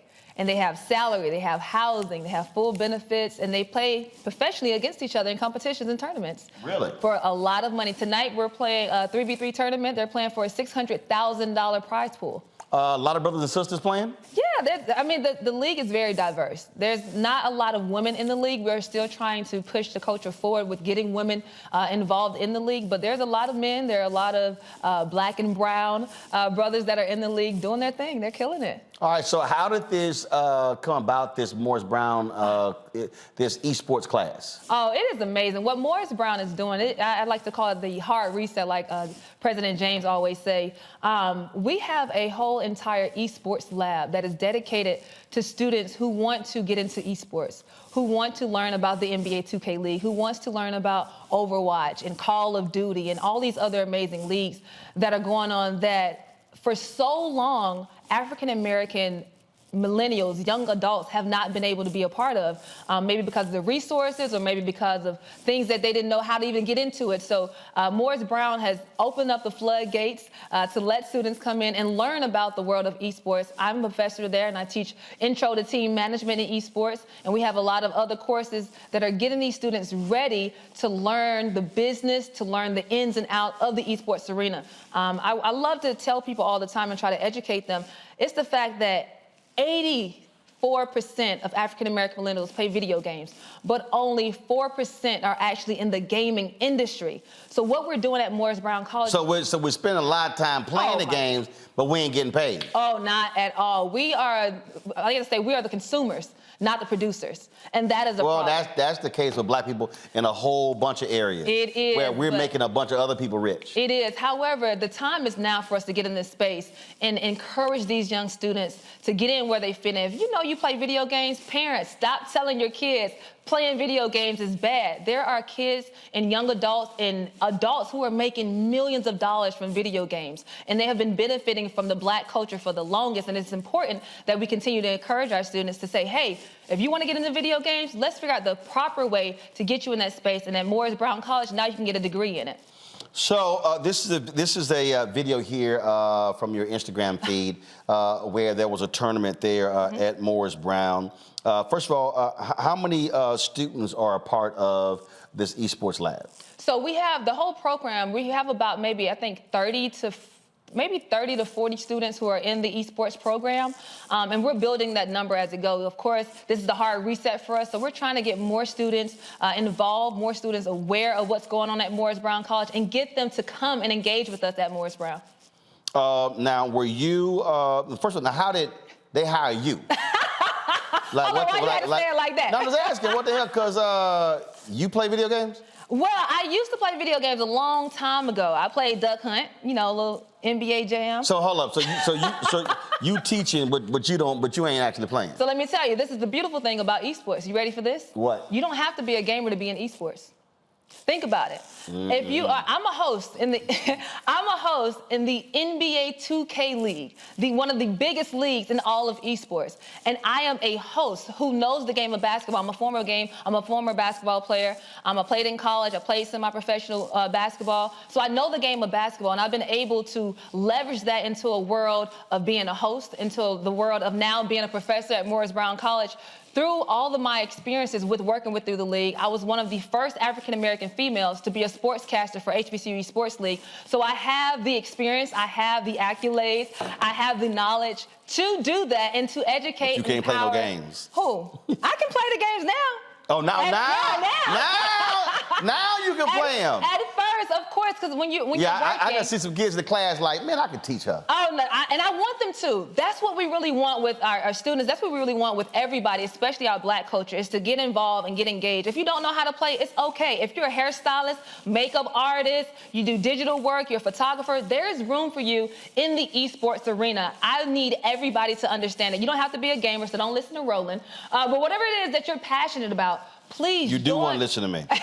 Look, don't listen to Roland. In this moment, he's a very smart guy. But listen to me. In this moment, whatever it is that you're passionate about when it comes to esports, if you don't know anything about esports, there is room for you to be great, especially for African-American students, to come in this space and learn and then grow. I didn't know how to play 2K, but now I do. All right, so I'm going to go to a break. We're going to come back. And then we'll talk a little bit more about this here. Then we got our Education Matters segment. And we'll take some questions from our panelists. And we'll see which one of them actually is still grown playing video games. What? I'm just... You said grown still playing video games as if that's a problem. Yes, first of all, in television, it's called a tease. That is not a problem. Actually, it's called a tease. You know, I'm gonna get you. See, the whole point in television is like you do a tease to keep people to come back after the break. See, somebody is a newbie at hosting, somebody is a veteran. Oh, we've been doing this for years, but you better get it, Roland. Come on. Somebody's a veteran. Come on, Roland. You better ask somebody. 3 Hall of Fames. You're watching Roland Martin Unfiltered on the Black Star Network. Yes, that was petty and shady. I love you! Hatred on the streets, a horrific scene, a white nationalist rally that descended into deadly violence. White people are losing their damn minds. As an angry pro-Trump mob storms the U.S. Capitol, we've seen shooting. We're about to see the rise of what I call white minority resistance. We have seen white folks in this country who simply cannot tolerate Black folks voting. I think what we're seeing is the inevitable result of violent denial. This is part of American history. Every time that people of color have made progress, whether real or symbolic, there has been what Carol Anderson at Emory University calls white rage as a backlash. This is the rise of the Proud Boys and the Boogaloo Boys. America, there's going to be more of this. Here's all the Proud Boys, guys. This country is getting increasingly racist in its behaviors and its attitudes because of the fear of white people. The fear that they're taking our jobs, they're taking our resources, they're taking our women. This is white fear.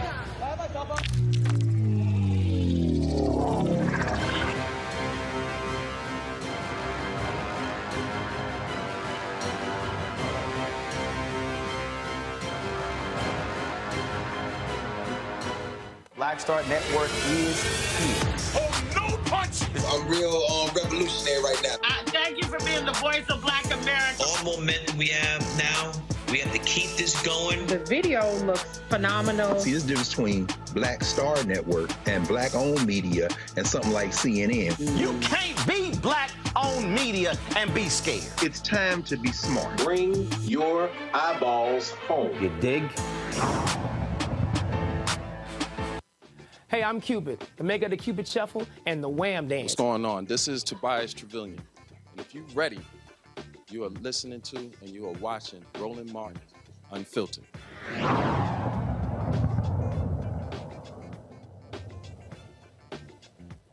What?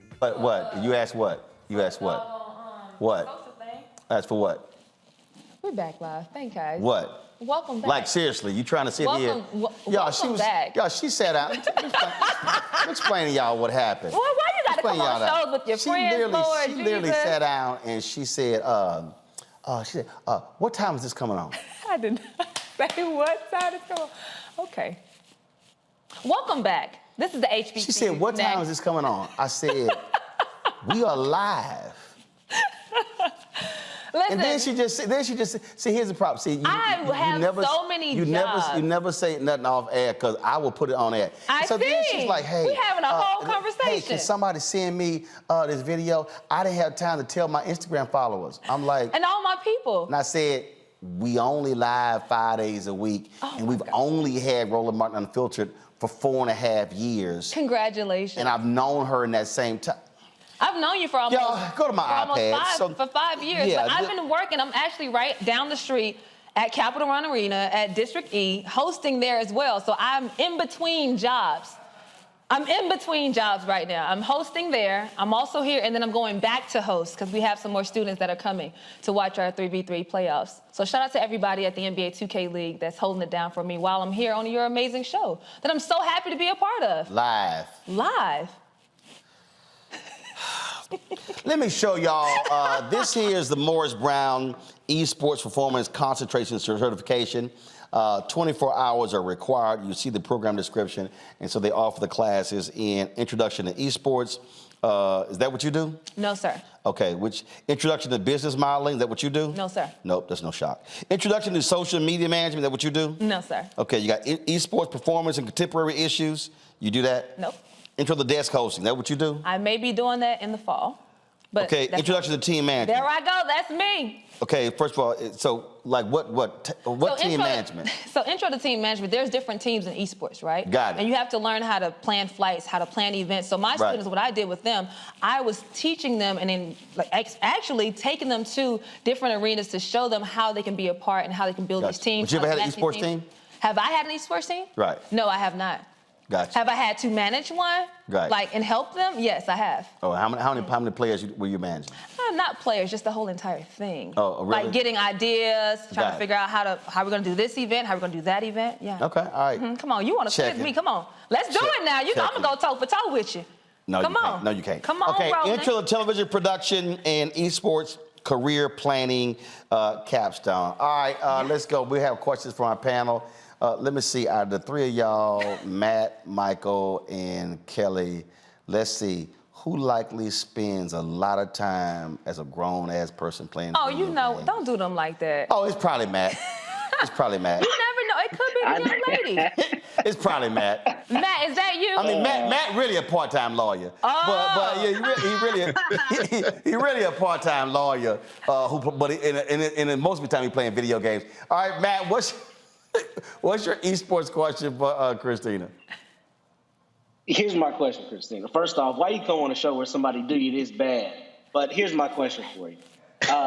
In terms of esports, is there a way for the students to actually monetize their involvement, like NIL deals or anything like that? Oh, yes, there are certainly ways to. They can do streaming through Twitch, YouTube. They can also be a part of different tournaments. They can get on an esports team and make salary. There's prize money. There's so many different ways that they can monetize being a part of esports. All right, let's see here. Kelly, what games do you play? And don't say Miss Pac-Man. How about Angry Birds? Hey, that's a good one. Candy Crush. Oh, Lord. Okay. Yeah, and see the Kelly, what's your question? My question is, as I hear an echo. My apologies. Don't worry about it. You're fine. You're fine. Go ahead. So my question is regarding esports in general. Like you did allude to that you don't necessarily have to be an esports player to be in esports, and you used yourself as an example in being a host for esports events.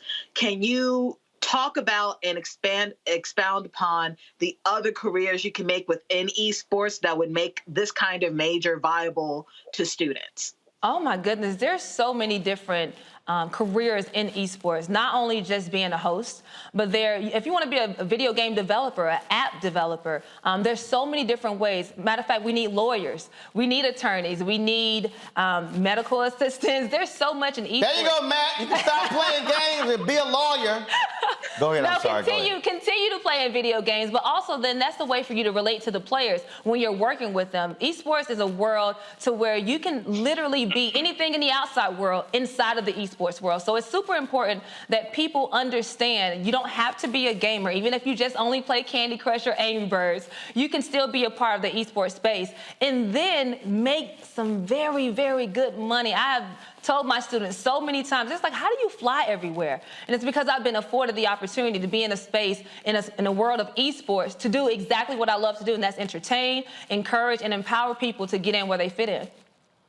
Actually, she flies everywhere. Actually, she flies everywhere because she's a flight attendant. I'm a flight attendant now. What else do I do? I am Jamaican. I know I got like 12 jobs, but what else do I do? Right. Matter of fact, somebody in the group chat said she looked Kenyan.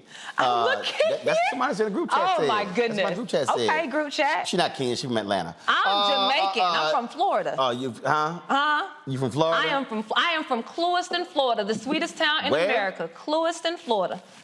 That's where I'm from. Never heard of that town. You gotta look it up. Yeah. You know, like, what's that near? Michael, what's your question? All right. Thanks, Christina, for this information. So I'm a Gen Xer. I don't play video games. I'm busy doing research and teaching history classes. But you lying. You lying. You saw the shade. I'm busy doing research. His ass plays Centipede. No, I don't play video games. So what's the shade? Michael, you ain't never played video games? The shade is real. I play video games, but what? Atari? He played Tetris. What you play? Atari? No, back in the day, you know what? Nintendo. I used you play. Trying to think about you play Galaga? Galaga. See right there. Yeah. Hold up. Boom, right there. There your ass played. See? Right there. See? He's trying to front. I'm trying too big. First of all, you trying to be out bougie. No, I have the African History. No, I have the African History Network show. I don't play those games. Then I said Galaga. He goes, Galaga. See right there, boom, your ass played it. I never said I never played video games. By the way, Roland, you do look good in blue and white. I don't care what anybody says. First of all, Alpha's got to show y'all how to wear colors. Uh-oh. Don't get him started. Hold up. Hey, Mike, let's be real clear. Oh, God, let's be real clear, Michael. Look, no Sigma ever, zoom the camera out. Oh, my Lord. No Sigma ever looked this good. Oh, Lord. Oh, Roland. Okay. Hold up. Hey, Anthony, give me a wide shot. Give me a wide shot. See, no, give me the wide shot. Don't change that camera. Give me the wide. See, give me the wide shot. Oh my God. See, no, you need to understand, Michael. See, I'm gonna let her answer your question, but I need to let you know, ain't no Sigma ever looked this good. Do you see this here, son? First of all, do you this Sigma's hold up? Good, Harry Belafonte. Hold up. You can't even. Boy, you better ask somebody. You messing with a grown ass alpha. You better ask your little question. But you know damn well you can't rock. Alphas can wear all colors, son. Go ahead and ask your little question. But anyway, Christina, you gotten. Who's your daddy? Drive by. But what's the attraction? So over the past few years, esports, the popularity of esports has exploded with millions of people around the world involved in these games. What is the popularity of esports, these the multiplayer games and competitions, things like this? The popularity is being able to do something that you already love doing. And people are falling in love with being able to get paid to do exactly what they love to do. That is where the popularity is coming from. I mean, they've already been doing it for years, but now that we're adding the money onto it, now that we're adding Twitch and YouTube, and people are now watching people play video games for money, it's beyond crazy. And now you're changing not only your life, but your whole entire family's life. So now people are paying attention to the world of esports. And then the prize pools are getting bigger and bigger and bigger every year. Just last year in the NBA 2K League, the prize pool was $2.2 million. So every year, the prize pool keeps getting higher and higher, and more students, more adults, more young kids are starting to pay attention, and that's where the popularity is coming from. You have companies like FaZe Clan, who have a whole entire house in California that these kids live in, and they create content from playing video games. Video games from when they were younger, parents and people around them told them that, hey, you're not going to do anything with your life by playing video games. Now they're proving everybody wrong. Now you see the popularity and where all these kids, 23, 24, 25-year-olds, are millionaires from playing video games. So that's where the popularity is coming from. All right. First of all, if people want more information, if y'all want more information on the Morris Brown esports performance, just go to morrisbrown.edu, morrisbrown.edu, and then you just type in esports performance. You can take a look at that. And if folks are trying to follow you Oh, don't make that face. What? I was about to say something. Yeah, All no, right. say, get it off your chest. I was about to say something. Get it off your chest. I was about to say something, but get it off your chest, I'm gonna save it for Michael. Tell me where they can reach you. You know what? You guys can follow me on all social media platforms at Miss Basketball 1. You can also head on over to my website at www.missbasketball1.com. Anything else you want to say? Shout out to all my Morris Brown students, to my whole entire Morris Brown family, everyone in Atlanta, to my family in Florida and everywhere, all over. Shout out to the Granvilles. Shout out to Clewiston, Florida, that Roland has no idea. We're going to have to bring him to Clewiston, to Belle Glade, to Pahokee, to South Bay, to Harlem, in Florida, right under Lake Okeechobee, so he'll know all about the muck. Girl, I ain't cheating. What? Y'all better pass the hat. Don't get me to come there. We're gonna get you to come to Morris Brown. We're gonna get you to come to Clewiston, Florida, and then we're gonna bring you over to the NBA 2K League so you can see what it's all about. And I said that. You doing all them shout outs? I mean, I can keep going. You know I can talk. No, we ain't trying to do all that. You know all right, we got to go to a break. We come back. Our Education Matters segment. We're going to talk about a program at NASA. Let's get back to some real stuff. Oh, this is very real. Don't. What that camera? You're watching Rolling Martin Unfiltered. Put that camera on me. On the Black Star Network. Don't put the camera on her. She ain't running up here. It is very real. We're going to a break now. Don't be mistaken. Your segment's over. You can leave now. Don't be mistaken. Back in a moment. Don't be mistaken. It's real, and we are not going anywhere. Esports is here. Stop talking, girl. I'm going to a break. Don't get this money. Get this money. When you talk about blackness and what happens in black culture, we're about covering these things that matter to us, speaking to our issues and concerns. This is a genuine people-powered movement. There's a lot of stuff that we're not getting. You get it, and you spread the word. We wish to plead our own cause.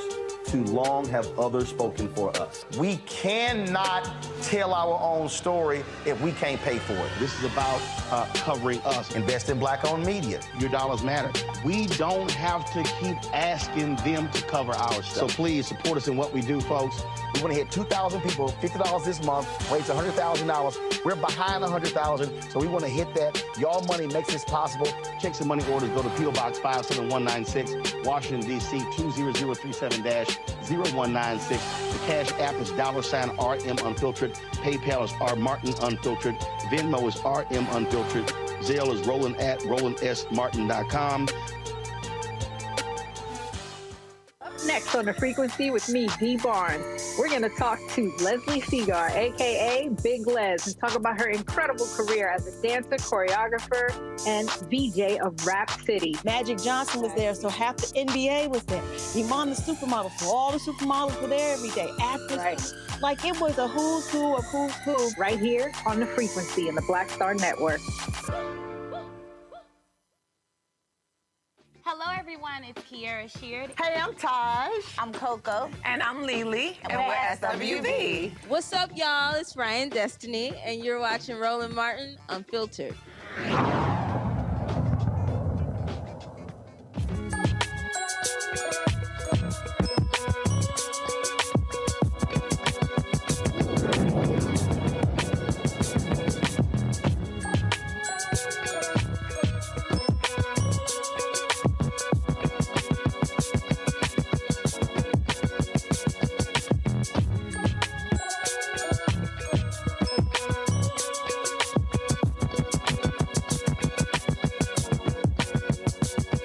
Folks, NASA has awarded nearly $12 million to 8 HBCUs for the new Data Science Equity Access and Priority in Research and Education Opportunity.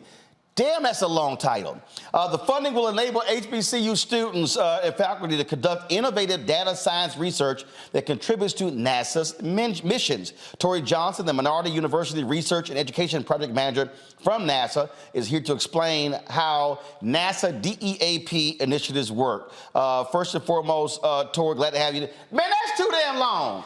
We got to shorten that title. Man, y'all government folks come up with some long names. We like our acronyms at NASA, Roland. You ain't lying. Long acronyms. All right, so people listen like, I don't know what the hell does all that mean? What are y'all doing? Break it down, as Joe Madison said, put it where the goats can get it. Certainly. It's good to be with you, Roland. Really, the essence of what DEAP is all about is ensuring that this next generation of explorers our young men and women at our historically Black colleges and universities have an opportunity to be part of the process of data science. And so part of our program at MUREP, the Minority University Research and Education Project, we're focused on aiding those communities underrepresented and underserved in STEM and making sure that they have a seat at the table as it relates to this new wave of technology and information research. All right, so what is this money going to do specifically for the students, and how many students are you trying to reach? Yeah, that's a great question. So these awards were just made to the 8 HBCUs that you mentioned. Those similar: Bethune-Cookman, Fayetteville State, FAMU, Morgan State, North Carolina A&T, Prairie View, and North Carolina Central. These schools are awarded up to $500,000 a year for 3 years to build their infrastructure and institutional capacity and research. So how do they get stronger on their campus? How do they build up their labs and their technology so that they can ultimately aid these students in being successful? They can do this through internships, fellowships, but also getting them engaged in the real hands-on work, working with our NASA scientists and engineers. So go to my iPad, Anthony. So this is the NASA press release right here, and the different schools are doing different things. So for instance, for Bethune-Cookman, the project will establish a DEAP institute focusing on machine learning-based development of a virtual constellation of satellites that will capture changing water levels from events such as storm flooding to multi-decade timescales such as sea level rise. And then, of course, there's FAMU and other schools. So did the universities specify what they wanted the money for, and that's why the different universities have different areas of emphasis? Absolutely. That's a great point. So it's a competitive process whereby we as a federal agency put out a request for proposals via solicitation. And so we put this out so that schools, in this case, minority-serving institutions, predominantly Black institutions, and HBCUs are able to propose how would they respond to this solicitation. And so, as you mentioned, Roland, we've got things related to climate impacts, water research, sea level rise, flood detections, and how to better prepare ourselves for natural disasters. And so we believe that the utilization of open data, meaning free data resources, and teaching and training our colleges and universities on how to access this data to better equip their communities. All right, don't have much time. Quick questions from each panelist. Let's see here. I'll start with, she probably, oh my God, with the buoy. Kelly. Yes, I went to Bowie, but I'm looking at the list of HBCUs selected, and I was just wondering what was the criteria for them in being selected, and are there any plans to expand that list of HBCUs so that more HBCUs can have this opportunity? Trying to get some money for her school, Bowie State, but go ahead. Absolutely. Absolutely. So with it being a competitive process, we were looking for schools that would be evaluated on intrinsic merit. What would be the relevance to NASA? What would be the management plan? We also are focusing heavily on partnerships and collaboration.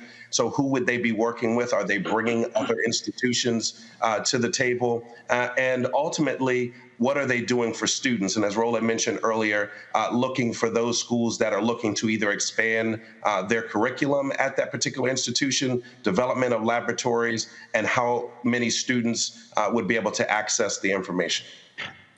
Michael.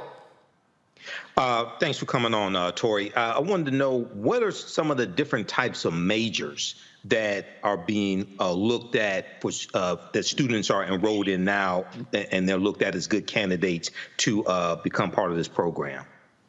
Sure. So we're looking for students. Sometimes it's a focus on engineering. You might see data analytics.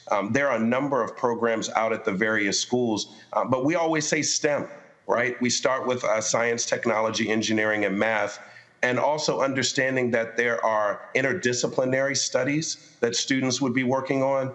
And so we invite them all to participate. Those students at those particular HBCUs that were awarded can obviously check with their faculty and with their professors to see how they can get involved. All right, thank you. Matt? So, Tori, I want to note that Roland wanted you to talk to the GOATs because he's been doing that since he was out at Texas A&M. Here's my question. What happens with the data? Does that data actually be used by NASA, or is that just data that the students are able to access and use for research purposes? It's a both and proposition, so I thank you for raising that. Initially, what we're trying to do is ensure that the HBCUs have access to the data. There's free data that we are downloading from satellites near real time all over the place. And a lot of times what the situation is that institutions are not aware of, one, that the data is available to them, and two, how to access it. And so we're partnering them with our Science Mission Directorate to make sure that they have folks aligned with them and then look at those impacts for their community. So it would also be the research that they're concerned about at that particular HBCU in their neighboring community. Christina? Hey.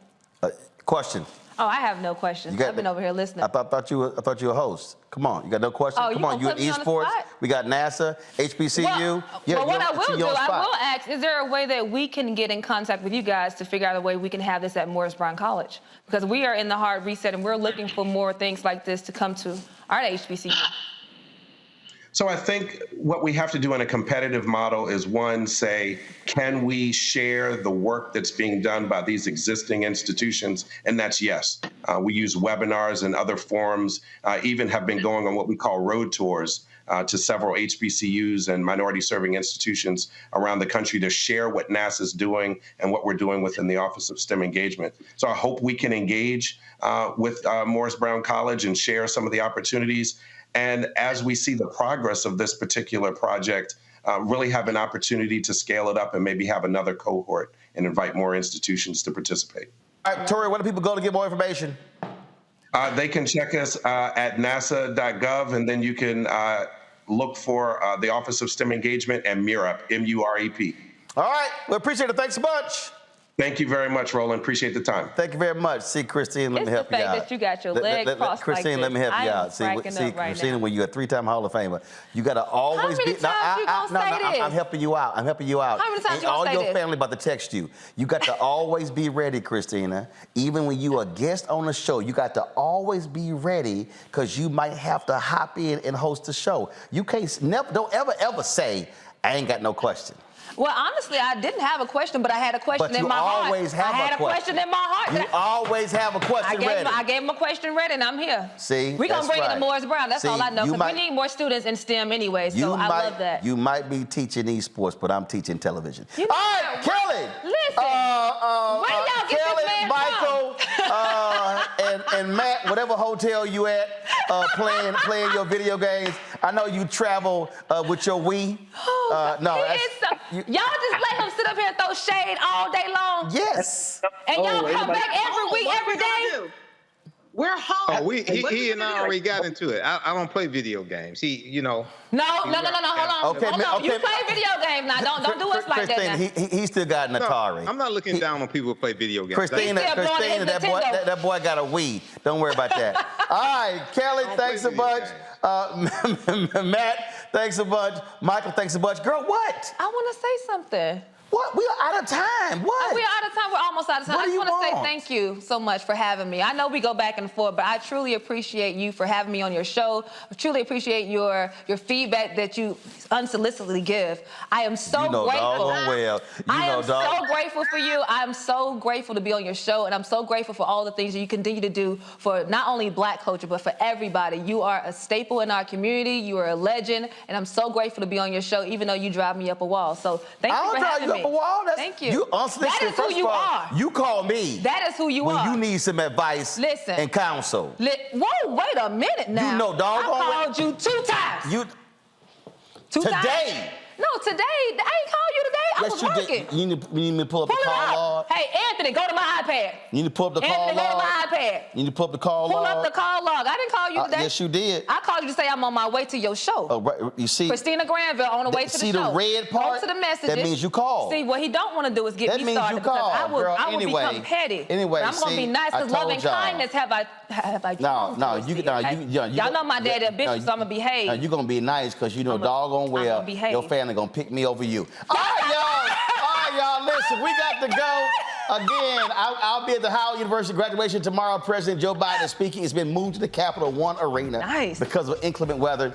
So to all other folks who are graduating, congratulations, folks. I will see y'all on what you want? You're gonna be with me tomorrow. I'm at Capital One Arena. We're doing the NBA 2K. No, I'm gonna be there.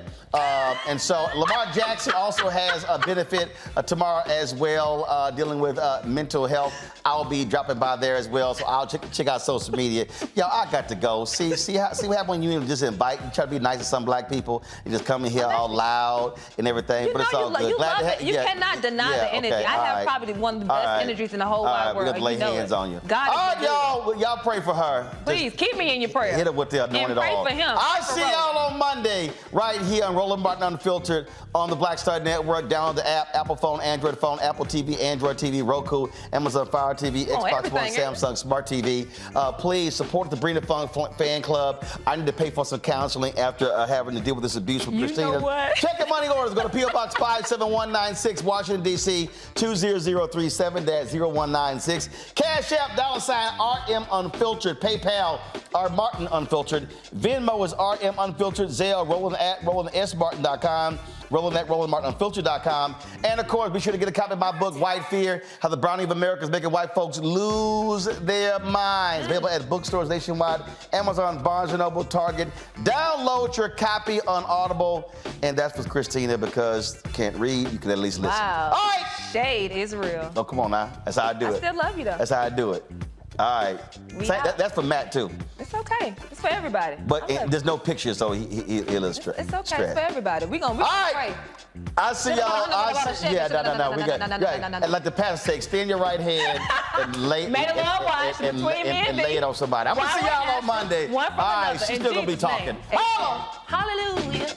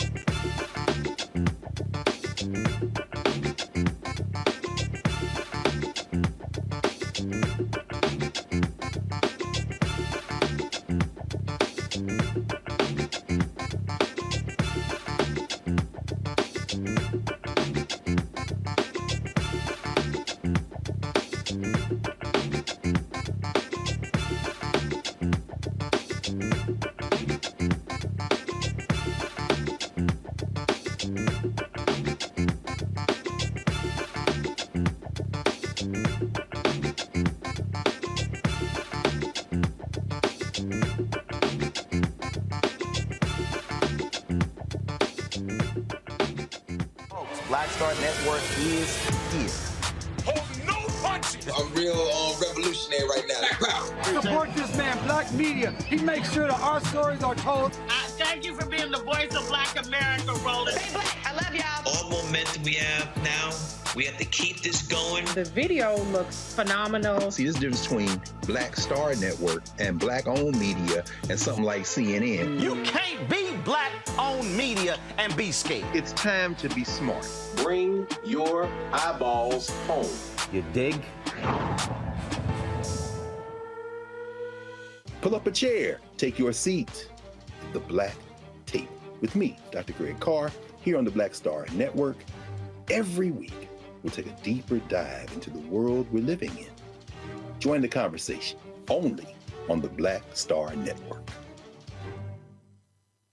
Hi, I'm Dr. Jackie Hood Martin, and I have a question for you. Ever feel as if your life is teetering and the weight and pressure of the world is consistently on your shoulders? Well, let me tell you, living a balanced life isn't easy. Join me each Tuesday on Black Star Network for A Balanced Life with Dr. Jackie. We're all impacted by the culture, whether we know it or not. From politics to music and entertainment, it's a huge part of our lives, and we're going to talk about it every day right here on The Culture with me, Faraji Muhammad, only on the Black Star Network. I'm Deborah Owens, America's Wealth Coach, and my new show, Get Wealthy, focuses on the things that your financial advisor and bank isn't telling you, but you absolutely need to know. So watch Get Wealthy on the Black Star Network.